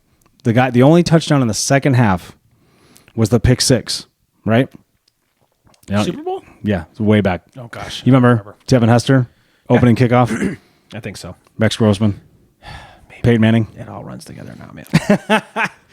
Honestly, we're not that far apart in age, so I know you might. I mean, Peyton Manning. Yeah, I was absolutely alive for Peyton Manning. I think it's gotta be 06, 07, something like that. Maybe, man. I have a terrible memory, man. I know. My wife will tell me. Tell you, like, we have plans this weekend. She's like, you're like, what? No, we don't. Who are you? Another interesting one I saw. That either team, there will be an interception thrown in the opposing end zone. Do you know what that would be? I don't have it up here, but what would it be? 7-1 plus 700. I could see someone doing something stupid in the red zone, throwing a red zone pick. Here's another one. I think is just because I know they put it out there, and they try to cover enough to make their money. Because right now everybody's on Seattle, so it's like, how is the books going to make something back? But they have this one. Will the game be decided by exactly 3 points? What do you think yes is? What are the odds on yes? I would say plus 950. No, not that high. Cut it in half. Plus 475. Plus 450. I did that math really good though. That was pretty close. So it was right. What's half of it was 9? right. You were right there. Well, I'll give it to you. Judges. The math was right. So that one right there is a little bit of a like, because it's no is minus 600. Plus 450 is not enough money at all. For what? Well, like we've been talking about, it's going to be a 1-score game. And if it's 20 to 23, but it could be 1, it could be 3. Has to be exactly 3 points. Yeah, no, but that's what I'm saying. If it could be 1, it could be 3, it could be 6, it could be 7. What if it's 16-13? It could be. I hope it's not. No, but it's. I would need at least 10-1 to bet on the exact 17-14 margin. That seems like a big crapshoot. I mean, they could be a blocked extra point. They could go for 2 and not get it. Like there are things they could do what the Saints did and come out and do an onside kick at halftime. Yeah. Safety goes through the end zone on the first play. Yeah, wild stuff happens. Yeah. It absolutely happens. No, I would need at least 10-1 to bet that. So sucker bet. I mean, look at this. You're like, will there be a safety in the second half? Yeah, it's Vegas enticing you to be like, it's pretty good odds. Yeah, no, need more than that. So the safety in the first half and second half. Don't get me wrong. Entice me. It's the Super Bowl, right? Very enticable, especially this time of year. Easily influenced by betting. Tax returns are coming back. Very, very enticable. Oh, the 401k doesn't be that high right now. Yeah. I got a few years still. Silver's down. I got to make it back somehow, man. It's all down. 30%. No, we're all going to be on universal income. It doesn't matter. Elon said it. He's fine. Just let him take over the world. We're good. Okay. As long as the NFL and we can bet still, right? That's cool, right? Yeah, we'll just start betting on robots. Betting. There's already that. Robot. Don't get me started on how China and Japan have their betting. Over under 30 and a half seconds. Oh my God. That'd be you, like if there was another COVID and you had like your iRobot running through the house. Yeah. Super fun things. I got one more. Will there be a safety first half or second half? So what do you think the odds are for the first half? That there'll be a safety? Yes. Plus 1,500? It's plus 1,200. Very close. Okay. That's still really low. Yeah. So here's the safety in the second half. Plus, what do you think it is? A safety in it's the exact same. Second. I just setting you up. Multiply it by 1. Yeah. I want you to cut it in half and double it. Yeah. What? There's some random ones that I was kind of looking at, but like I do like the AJ Barner. I was trying to find something fun, but then I was like, I don't know if these are that fun anymore. You know what I mean? So you see, I've stared at this thing for years. I look at this booklet every year for 20 plus years now. So I'm like, somebody's like, it's just sucker bets. Like you said, it's like, ugh. It's fun. Don't get me wrong. Oh, it's a blast. But it's just going, do you see? You know how hard it is to stand in line and then go, can I get $1 on 10101? And then the guys on the other side of the dollar. Yeah, but you know how many people do that? Oh, I'd kill them. But then they just say they do they go, $3 on this. No, wait. And they check. I'm not kidding you. We had one friend that was with us one time. He pulled up a stack this thick of sportsbook tickets. Nope. I was like, what are you doing? You're the reason the line is that long. That's the problem with betting too many things. It's like I need to hone in and focus on what I need. Just give me like when 5 or 6 of how many I need. Right? It's like 5 or 6. When I was younger and I didn't experience this that often. Like every year I'd do like maybe 15. You know what I mean? I'd be like, because it's exciting, right? Now I'm like, can I just get like 4 or 5 good ones and then like let me just throw some weird stuff out there. Mm-hmm. It's no more than 7 or 8 bets. You know what I mean? No, you can't. Yeah, because then it's just. You come back with that stack, and you're like, what are we doing? No, especially, and that's why the apps make it so nice, where you can just bet, like, hey, who's going to have a catch this drive? Or who's going to, is it going to drive? That's why we play that. That's why we play that in front of the game, in the room, though, with the dollars. You know what I mean? Like, hey, what's the next play? Yeah, this drive it's gonna be under 5 yards. Touchdown. Yeah, dude, see this? It's gonna be a run play. See this watch right here? Oh yeah, this is my favorite bet of all time from this watch. Last year's Super Bowl, watching it at the Booga Shack. Oh, Eagles anytime defensive touchdown was 12-1 when I bet it. Damn. Whatever it was where it happened, I won $600 on a $50 bet. And it's a whole lot of Casio. Yeah. No, you know what it was? I won $600 on the game. They were 6-1 to score a touchdown. I threw $50 on it. Won $300. Damn. So I was gonna get Cooper DeJean or something like Cooper. Oh, that'd been cool. Like engraved on the inside, but that would have been kind of gay. So I didn't get some other guy's name tattooed on. It's funny though. On the inside of my watch. People do that though. Like I've been in, like we talk about Vegas all the time. It's like you go there, you see people's license plates. We've seen this badass Corvette. This is like 10 years ago. This badass Corvette pulls up in the valet, and on the license plate, NFL bets. You're like, this motherfucker. Mm-hmm. You know that's where. Right? Dude, that's goals. That's goals right there, man. Yeah. And let me clarify. He pulled up at the Orleans. Okay, it's not like he's pulled up at the Wynn. But that's what you do, right? That's exactly what I would do. Yeah. I have one more little, will there be a missed extra point? Do you think that'll happen? What do you think the odds are? Mixed extra point, 7-1? Yes, plus 330. Wow. Man, these are all sucker bets. Because of what I'm saying the book is trying to make money back right now. They should be at that. Like a missed extra point, it's rare, but it's not like... Right. Like, happens 1 out of every 3 times rare. Like, that's crazy to me. It happens. Yeah. It happens. And if it's going to happen in a game, it would happen in the Super Bowl. Team to score last, Seahawks minus 125, Patriots plus 105. Will both teams score in the first quarter? Yes, plus 140. No, minus 160. I mean, they're like... Yeah, those are all fun. You're like, oh, okay. And they're like, will somebody score in the last 3 minutes? You know what I mean? No, plus 170. There's a bunch of this stuff. So love it all. Go out there, have fun, bet. Bet responsibly. Bet responsibly. Or, just don't tell us about it. No, ride with us, man. It'll be fun. And actually, take his bet. Take Danny's bet. It's fun. Yeah, follow me on Instagram at It's Danny Bets. I'll have my posts there. Like I said, I got to get them in before Thursday, so you'll have some time to get in there. I had a really rough loss last night, like shitty, very shitty. I posted it to the site, and it was I forget the game that it was. Should we put up the whole chat? What happened? No, I'm just kidding. We won't do that. What games? God, it's bad when you forget how the games you bet on. What was it Houston's game? It's Houston, right? Houston. It was a Houston game, and not Chicago, but who else was it? Who did Houston play? I bet. The Mavericks. Yeah. Yeah, I had a bet where Cooper Flagg's been playing out of his mind, rebounding points. So I put him at 20 points, 10 rebounds, and then PJ Washington to have 6 rebounds. Yeah. And PJ Washington, so Cooper Flagg, both of his hit. Rebounds hit, points hit. So he had 20 and 10, no problem. And PJ Washington needed 6 rebounds, got 3 in the first quarter. So I'm like, oh, this one's going to be easy. Like, this is that leg's going to be easy. He had 1 rebound the rest of the game, then went out with an injury in the fourth. And I'm just like, God, dude, $200. It makes you wonder about those stories where I was like, guys, our friends can bet these, and then we just leave. Just no guts. Because the trainers aren't like, you have to get back out there. The trainer's like, yeah, just sit down. You got hit in the face. Like, I understand. The only thing I'm coming at, like, it doesn't matter. Like, Derek just White play. Smacked his face on the ground and chipped his teeth and stayed in the NBA final. Like, this guy, no guts. No, we know. No, whatever. If anything's he's rigged, notorious. PJ it's Washington the was on my NBA. ban list anyway. He had no business. Isn't it weird how the whole Chauncey Billups, all this stuff's kind of been swept under the rug? Nobody's talking about it. That was a huge story for 4 or 5 days. You're right. Straight. Sports books.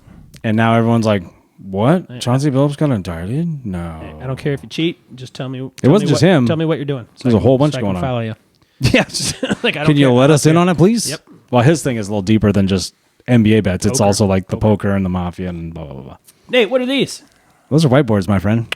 Not white boys. Actually, it's white boys with whiteboards. Hey, segment. We can't put that on the internet. It won't work. Why? Just kidding, dude. The boards know they're white. Yeah, but YouTube's liberal.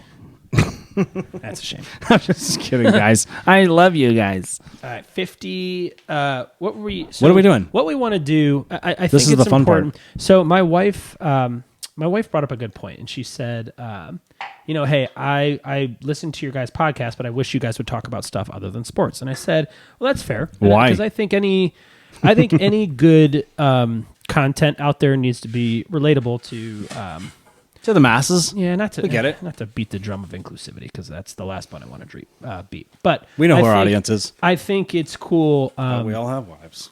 Because you and I being the same age, I think we have kind of same experiences growing up. For sure. So I think it always resonates when we do like top 3 lists or top something lists, because top video games or whatever, and I'm just over here screaming for a game that was one of my favorites growing up, and it doesn't make the list, and then I get irritated, and then I start firing off in the comments. Same here. I got to erase half my comments. I have to. So I think to improve fan engagement and to appeal to a broader audience, what we're going to do today is a top 3 list. So we're going to give a prompt, rank our top 3 in the prompt, and then what I actually did as well is I reached out to I had my wife reach out to some of her girlfriends, and they created their top 3 list of this as well. So here we go through that at the end. And we'll have some honorable mentions in here here as well. But this is going to be good. The prompt is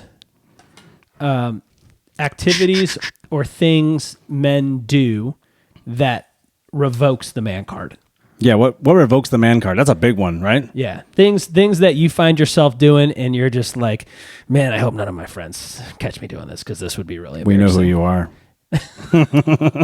So, we'll do one at a time. So I ranked my top 3, and I'm gonna write. We'll start with number 3. So if you have a list of 3, or if you just want to go somewhat, at a time,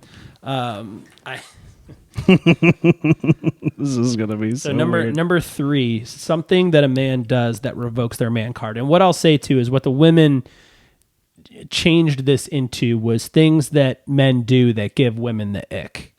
Was the prompt. Oh, this is gonna be fun. Theirs are good. I'm excited to get to theirs.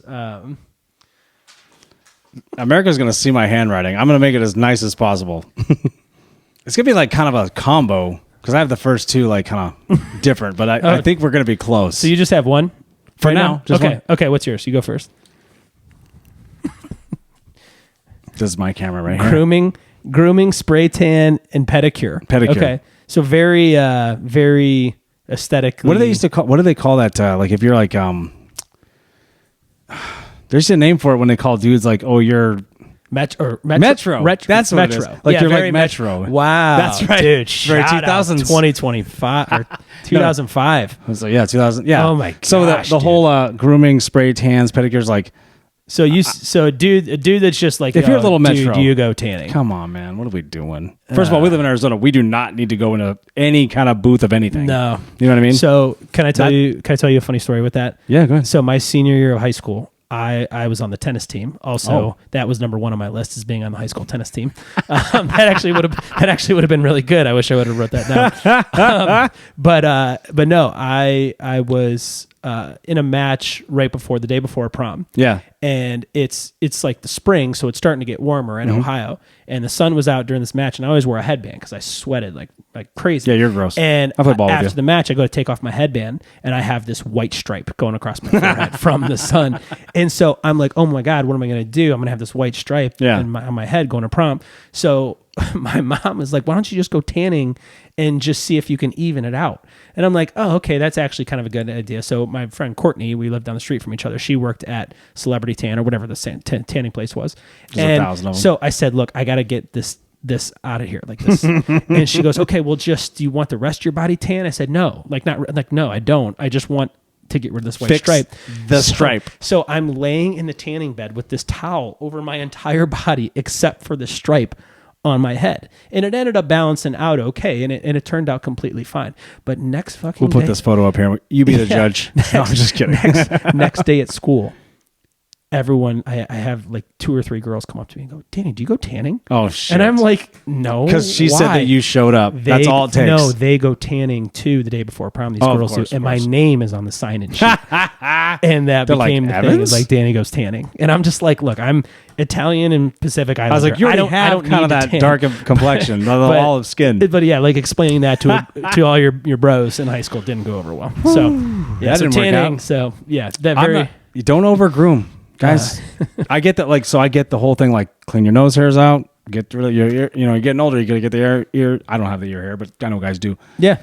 If you got beards and stuff, trim them up. You know, whatever. Your limb scrabble, it's your thing. But like spray tans, pedicures, manicure. Like, what? There's nothing. I've had like 2 pedicures in my life. There's nothing manly about it. No, like you're just praying someone you know doesn't walk in and you're sitting there with your little feet in the bubbler. You're like this. like this is super gay. It's not a good look. Not a good look. All right, here's mine. My number 3 answer is holding your nose when you dive and jump into water. There is no manly way to jump into water when you're... There's no way around That's it, bro. so good. You can't. That's a funny one. You can't. That's good shit. Do it, I like that. No, you can't because you know why? You look like a bitch. You look like a little lady. Just, a little 3-year-old girl jumping in. Now, don't get me wrong, I get water in my nose all the time. But to prevent that, I just breathe out through my nose while I'm underwater. The last thing I would ever do is hold my nose jumping into water. Oh, okay. Dude, that's a funny one. I like that one. That's good shit. That was funny. Okay, number 2 things, and if you're just joining us, the prompt is things men do that either revoke the man card or things men do that make them look like a bitch. Yeah. Number 2. Let's see. I'm gonna think about this one. I guess I lumped up a whole bunch of them in one. Oh, here we go. I'm gonna mention this one. I know we talked about it earlier, but I'm gonna take it. It's Oh, how about maybe I do it like this. Okay, go ahead. What do you got? Okay, so here's another thing. Kind of a Metro-ish thing, right? But don't buy these or don't do this. Bedazzled jeans. Oh, don't be wearing jeans. Remember, like True Religion jeans, or I just know Fergie sung about them. Yeah, I don't know how. I never wore this stuff, but I saw them. Like if you shopped at like higher end stores, like they'd have them, and on the butt, or like even on like the front. I'm talking about like white people, like bedazzled. Yeah, just jeans. Like there'd be something on it. You're like, I've seen a handful of. I've seen more of like bedazzled like shirts, like affliction shirts. So does that get grouped in? That was a big thing. I see any dude like in an affliction shirt, and I'm just they're still they can't around fight there today. Yeah, I'm just like. It just seemed like they would have like little man syndrome for sure. And that being said, I had 17 of them. I had a couple, like with the skulls and wings. No, I had it too because it's a style, right? Like 2009. Yeah, you had them. You're like, these are cool. Jersey Shore was big at the time. Those were Affliction, all that was big at the time.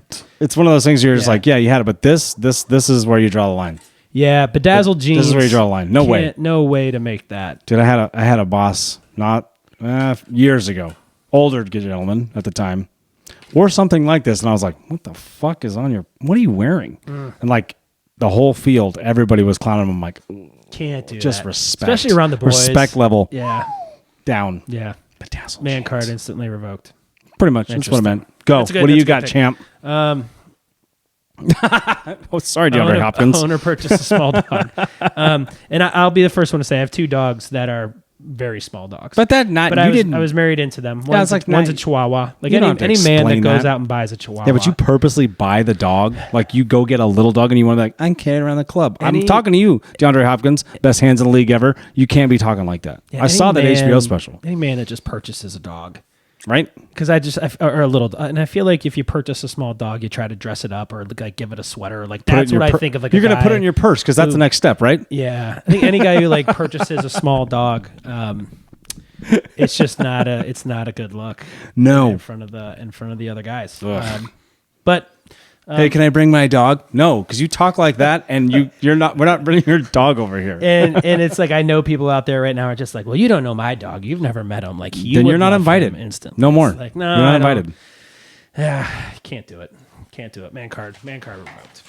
All right, what's your number one man card? Number one man card. These are pretty good ones. Yeah. Okay. Oh. What do you got? You ready for this? Yep. Getting punked in front of your girl. Oh, give me an example. I feel like is there any story behind that, or more of just anytime you're embarrassed, especially I'm not going to tell you so I can put it on the internet. No, I'm just kidding. No, but I've seen this. One of your boys. I've seen this, and I've seen it with my boys. I mean, and maybe I have my own story. I can't think of anything, but I always remember like my friends would be like, "Dude, you can't get punked like that." In front. Like we talk about people. Like our boys, like, dude, you got fucking punked right in front of his girl. Like that's fucked up. You know what I mean? Getting just. Hey, what if we were talking shit, and then somebody just comes over and cracks you and knocks you down? You're like, what the fuck? And you don't do nothing. You just walk away. Like leave the whole scene. I'm out. Tail between your legs. Yeah, just like, see you later. You know what I mean? Just whoop, see you. You know. And then your girl's like, well, that's a vagina drying moment. Holy shit. You know what I mean? So you're sitting there going, if you don't, you got to defend at least yourself at that point. You know what I mean? Or if like your honor's in the you take your bedazzled jeans and you walk away. Are you kidding me? Yeah, you wearing that affliction shirt, you're gonna get punked in front of your girl. What are we doing? I'm trying to think if I've ever been punked in front of my girl before. Honestly, I've had mishaps. Not mishaps. I just had like people where things happen, but like nobody's. It's too chaotic. We're older now too, though. I mean, I'm trying to think back. I'm trying to think back to like even when I was like always going out and fucking up, whether it be here in Arizona or even in Washington. It's like, was I with someone that usually it was always I'm the one who was like, hey, we're not doing this here. Yeah, you know what I mean? Yeah, I'm usually that neutral guy. Like, let's just not do this shit. But if somebody's swinging on somebody, then it's all hell breaks loose, and then it's all for all. It's like, no, we can handle business. But I've seen some of my friends before. They get fucking like cussed out, or like somebody's talking shit, and they just go, and they're just like, and then their girl's like, "Are you gonna do something?" Yeah, but I feel like you and I are both like don't shy away from confrontation. No, like we're not that regard. We're de-escalators, but we're also not afraid in many things. Not to sound like all high and manly, but like I'm never like there's like if you and I have both had enough training in not martial arts, but I mean like boxing and what have you, to where it's like we feel like we can at least handle ourselves if stuff went down. And I think that's a big thing. Like we're not afraid to step up and stand on that. Where it's like instant man card revoked. Like right, like everyone wants to be an outlaw until it's time to do outlaw shit. Like there's that's exactly it right there. Yeah. But in front of you, like, or if it's a whole bunch of girls, you're like, oh, and you just like you said, tail between legs, you walk away, you go, oh. Yeah, I'll just start running my mouth then, and then hope it escalates to that point to where, but again, it's, guys, it's years now since I feel like that's gotten into that. That's little kid stuff, but like, I guess that's where, sure. That's, talking about this is what I came up with. Yeah, no, it's good. Here's my last one. Shit. Summer, we gotta fix a shower. When I first met my wife, she got me on a loofah. Oh, shit. And it's the lathering of the loofah is crazy. Like it is super lathery. So nice. I mean, yeah, it's weird. I drew a loofah. Put that camera. That's what mine used to look like. I love that. And well, it's better than that French bread loofah thing that everyone used to use in the 90s. Oh yeah, I remember. There's no manly way to use a loofah. There's just But you're by yourself in the shower. By the shower. Like I try to buy like the blue ones, like a manly looking loofah. Yeah, I'm getting the gray one. And I'm over here like using it, and I'm like, this is just the least manly thing I can do. Squatch soap. Just take that bar and just Squatch. Yeah, I love Squatch. Shout out Squatch. Lower your prices just a little bit, guys. The black tar, or give us a code or something. Yeah, something. Give me a BOGO. You want to talk about somebody who just you got a good deal like a couple years ago. Now it's like you're like, oh, I don't know, bars of soap that are naturally are $14. What? But yeah, no manly way to use loofah. There is no manly way. I was on the same track of like suckers and popsicles. Like there's no manly way. I don't even eat those. Not even close. Nope. Like the kids love them, so like the minute I open up a popsicle from, like, I kind of have to steer the boys like, hey, we don't eat them like that. Yeah. And they'll go, why? I go, just don't. Yeah. I'm not there to tell them yet, like why we don't. I think. Like the older one is kind of like that popsicle. Yeah. Like, hey man, we've all been there. But like we always had someone to tell us not to do it. You know what I mean? That's why the world needs bullies. That's right. We need more bullies. Bring bullies back. I think we need more bullies just so people exactly. Keeps people in check. It's so funny, dude. Yeah. So I thought that was good. Good. That was a good segment. I like that. So let's go to the wife's list. What are we doing? So more white boys no, or we're whiteboards? good. I'm just gonna. I'll just write the. I don't need the whiteboard. What are you doing now? So no, my wife gave up with her. So I asked her to give her wife and her friends, and they came up with a list very quickly about what guys. Well, they just had their little Galentine's or Valentine's deal, whatever. So I'm sure that's all they talked about. They were all hyped up in their little red jumpsuits. But they so. Number 3 on the list was any guy, and so again, the prompt is we asked 4 girls, all ages early 40s to mid 30s. Everybody above 25, they can rent a car. Not like Belichick's girlfriend. Things guys do. I'll be here all week. That give them the ick, and the number 3 came in guys who get their eyebrows done, and so they're going and getting them tweezed up. And have you ever had it done? I've never had my eyebrows Me done. neither. No. And so she says it's different if you're going out there to get like your unibrow waxed, which makes sense. But any guy who's out there, these are her words, not mine, which would have been number 4 on my list if I would have ever used this word. Any guy out there getting their eyebrows snatched or raised, they're like big. Those are her words. I think that's a female terminology, right? I think so. I think it's a phrase that relates to eyebrows, snatched eyebrows. I remember people saying like eyebrows on fleek back a few years ago. But snatched guys with snatched eyebrows was what they wrote. So that was I love it. That's funny. That was number 3. Actually, and they actually had the same one that you had with pedicures. Guys who go get pedicures gives them the ick. It's just nothing manly about it. There isn't. This last one I thought was very funny. It's guys who take selfies and then post them. But they're by themselves. Not with an NBA player. Not with their friends. In the car. They said in the mirror at the gym and then posting it. And that is their number 1. So guys, if you're out there and you're like, hey, I'm 30, I'm still single, I'm trying to find a woman, maybe don't take a selfie. Maybe keep the selfies and posting them to a minimum because just take a picture of yourself. It's not with attractive females. You know what I mean? Or just take a picture with the boys. Take a picture on the golf course. Like take a picture, doing changing. That's a funny one because changing a light bulb or fixing some shit. Yeah, something that females find because you see those metro guys all groomed up, tanned up, black tank top, whatever, spiky hair. Dude. Anyway. My senior picture, I have a puka shell necklace. I have a puka shell necklace my senior year picture, man. And we're 4 years apart. Yeah, Puka shell. Number 3. Forever. Puka shell necklaces. Puka shell necklaces, frosted tips. That's gay. I just grabbed my senior picture too. We all had them, man. Frosted tips. That was the thing, man. That's what everyone was doing. Dude, I had the cap on. Same. My mom sitting in the kitchen, just taking that little tool and poking holes. Same here. Digging my hair. Did it with my friends. We did it for like in high school, like basketball, like at varsity. We went to the state playoffs, and I remember everyone was dyeing their hair blonde, and guys wanted frosted tips. We're like, okay, poor dude. And we all did it for each other in the kitchen. Carrie Furman, my date to homecoming, like my sophomore year.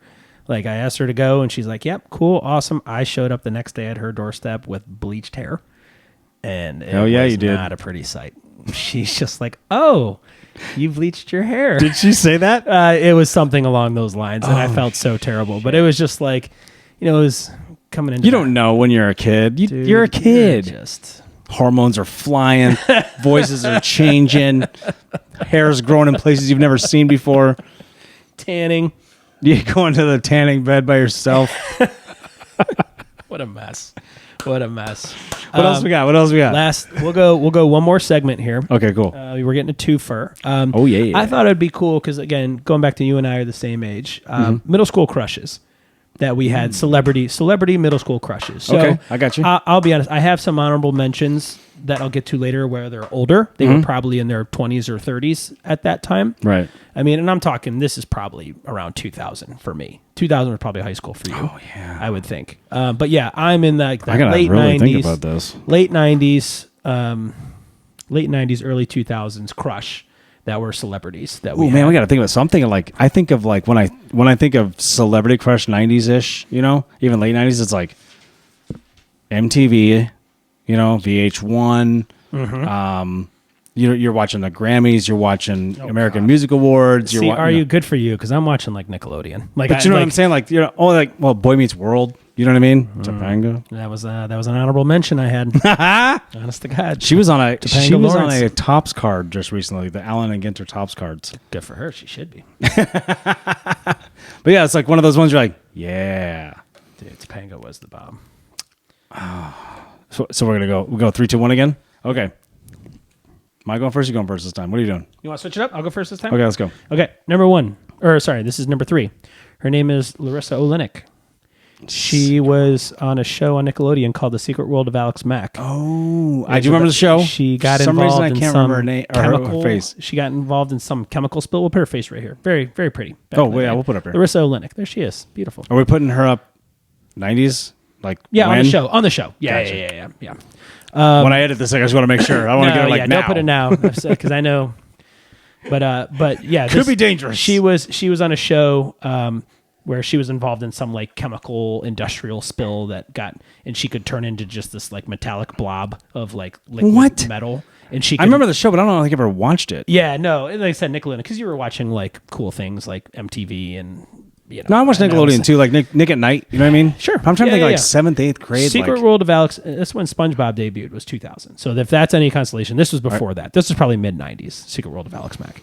But yeah, so she was basically could morph into this little metal puddle. Interesting. Probably my first crush. A little puddle of mercury. Alyssa Olenek, Alex Mack. Yep. I like it. Okay, ready for mine? Yep. Man. If you remember. Does everyone remember? Shout out JT. Dude, she goes into that almost A1 for me. Like Jessica Biel is. Right? Jessica Biel, Seventh Heaven. So I was like, we watched that show a little bit. Not a lot, but we watched a little bit. I was like, she's cute. You just, when you're in 7th, 8th grade. Yeah. What are you going to do? Just hits different. A little bit. Right? She was on it's coming of age. She was in some show, like a lawyer show. I forget exactly what it was. It was pretty recent. I forget what the heck it was called. This is a terrible segue, but we don't have segues. She was in this show recently, and I'm like, holy shit, dude! Jessica Biel still got it. And this show was probably 10 years ago now, but absolutely, she would have been in the So I have a couple honorable mentions that are more of her. Oh, I got you. Like her age and her genre that are a little off the wall. But yeah, I don't blame you for that one at all. Do not blame you. All right, number two. Ooh, I have some ideas, but I'm also like any guy born in 85 to 89 is going to agree with me on this one. I'm going to hear it. Let's go. I could be wrong. Go ahead. You go. Oh wait, it's me. No, it's you. Got Hillary Duff, man. That's a good one. And she's making a comeback somehow, some way. I don't know why. She's doing great. Coming back on. Is she singing or is she acting? I don't care. Hillary Duff, back at Lizzie McGuire. I gotcha. Was just because again, her and I think are pretty similar in the same age, and just like seeing her on Lizzie McGuire, like she was the type of girl that was like the cool girl at the school who was like really pretty at the time, and I'm just like that is at the time that was like the epitome of like the girl I'd had a crush on like in middle school. Yeah, I think she was on Nickelodeon too, right? No. Disney. Oh, Disney. Zoog Disney. Famous Jet Jackson days, even Steven days. Oh, man. Yeah, man. I got one for you. This is going to throw everyone for a loop. Oh, God. For real. I'm excited. Oh, loop. Is that a foreshadowing? It's not Ashton Kutcher, if that's what you're thinking. I don't care what you heard. I think like a gymnast. No, but someone doing flips. Weekend sportish, but my little brother had her poster on his wall. I remember that. I was like, okay. Really? We both we liked What her. year was this? That might help.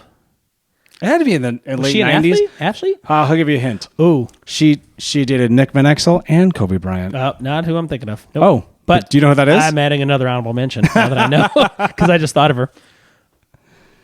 Tyra Banks. That's remember Tyra Banks? Doesn't do it for me. No. Back then, it was in middle school. 6th, 7th, 8th grade, whatever.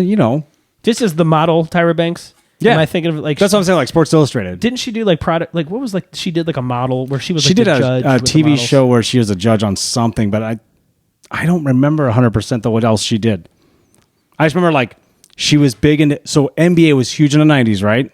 In the early 2000s. Nick Van Exel. Yeah. Well, Kobe and Nick love Nick fought over her. Oh, yes. That was for Tyra Banks. There's a story about her, Nick Van Exel throwing elbows at Kobe Bryant. Kobe didn't have any girl in the world, and he's fighting over Tyra Banks. See, that's... Well, he also married his high school sweetheart. Vanessa? Wait, who? Yeah, that's what I'm saying. Yeah, Vanessa? Yeah, they were high school sweethearts? Yeah. I didn't know that. Yeah. I think Vanessa's beautiful. Yeah, absolutely. But it's like... Here's a hot take, okay? I don't think models are very attractive. And that's not a hot take. I feel the same way. Kendall Jenner to me is like one of the hottest models out there.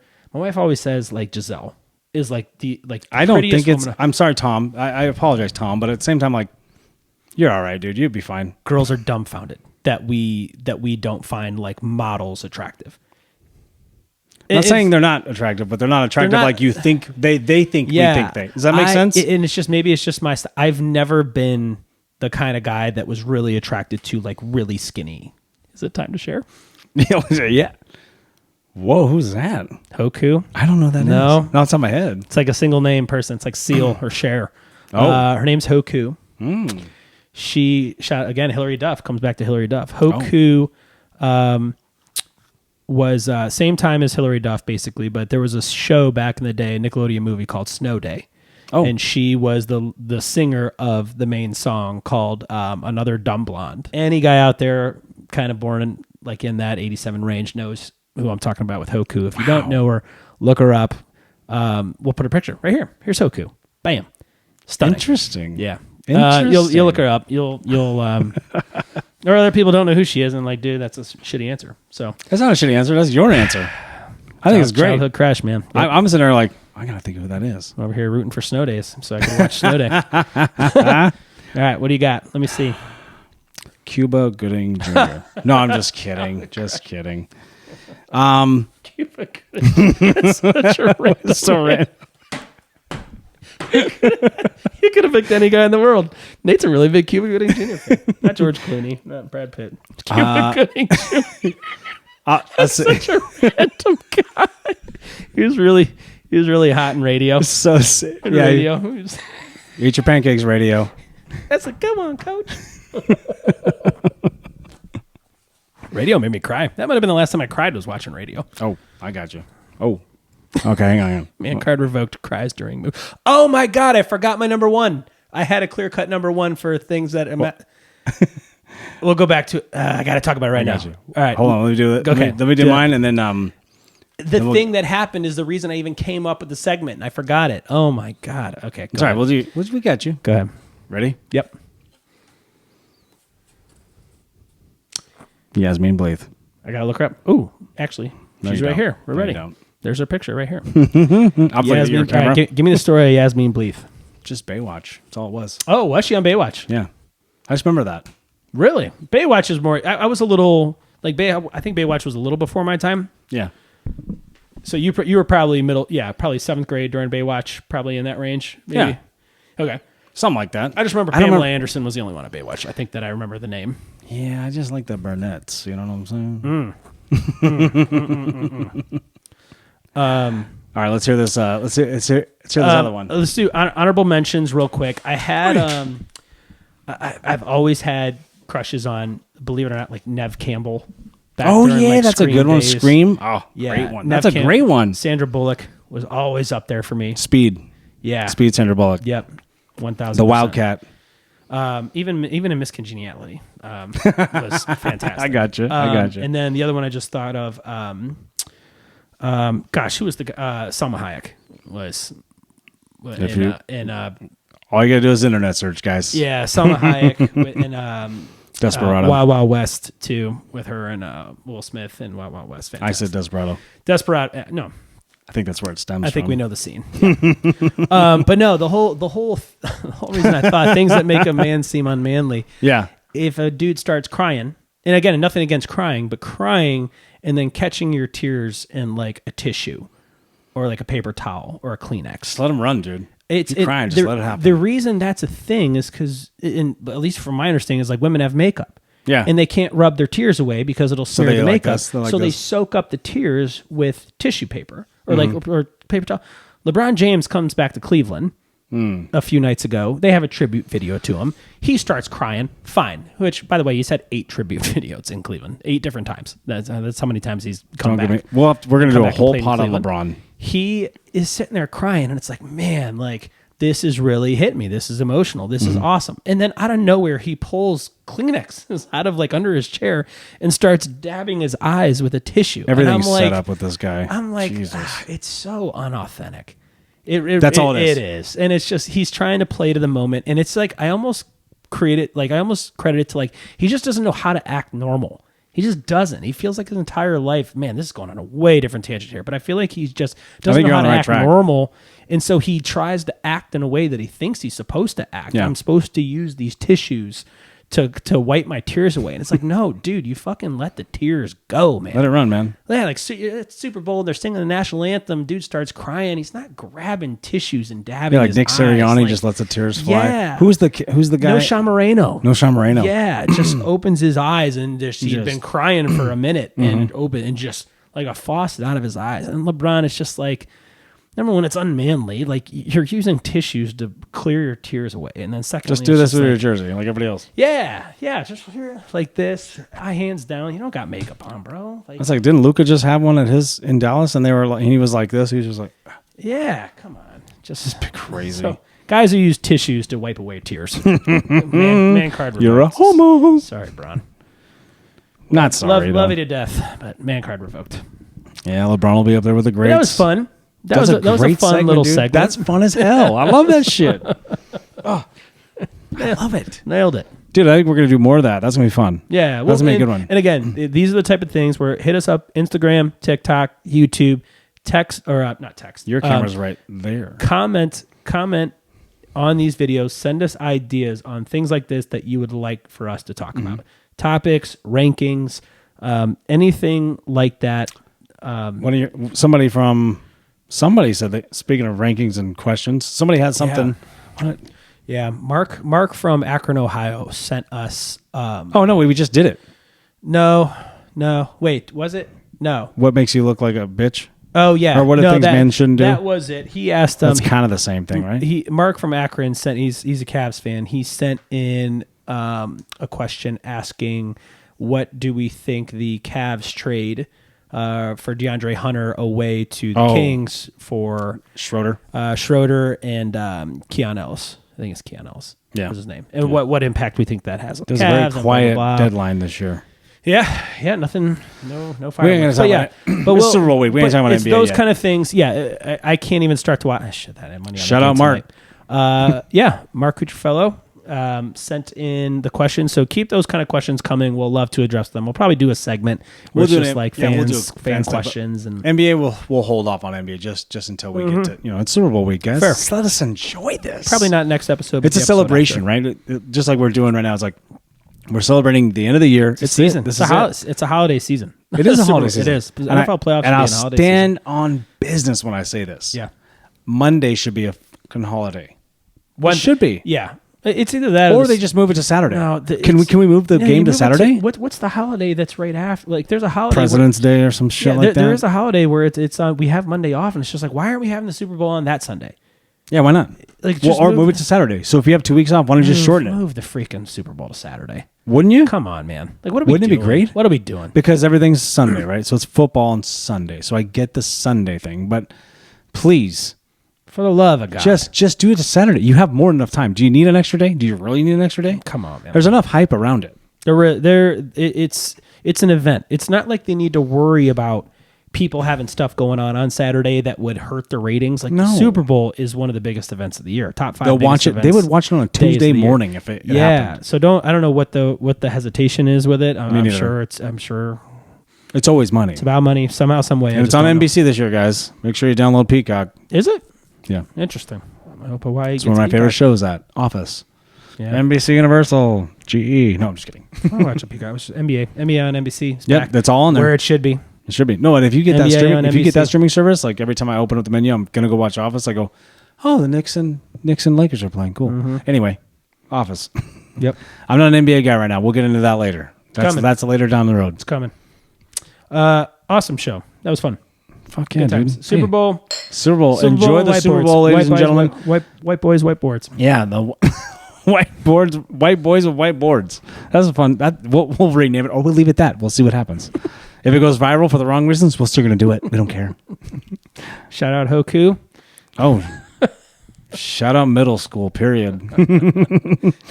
Puka shells. This is great. This was awesome. Well, hey, like I said from the beginning, follow us, like us, send us things, comment. I try to engage with everybody. I know you got account access now. We're just going to give you just free reign to whatever you need to do right now. I know there's things you want to do on the fly, and I love that.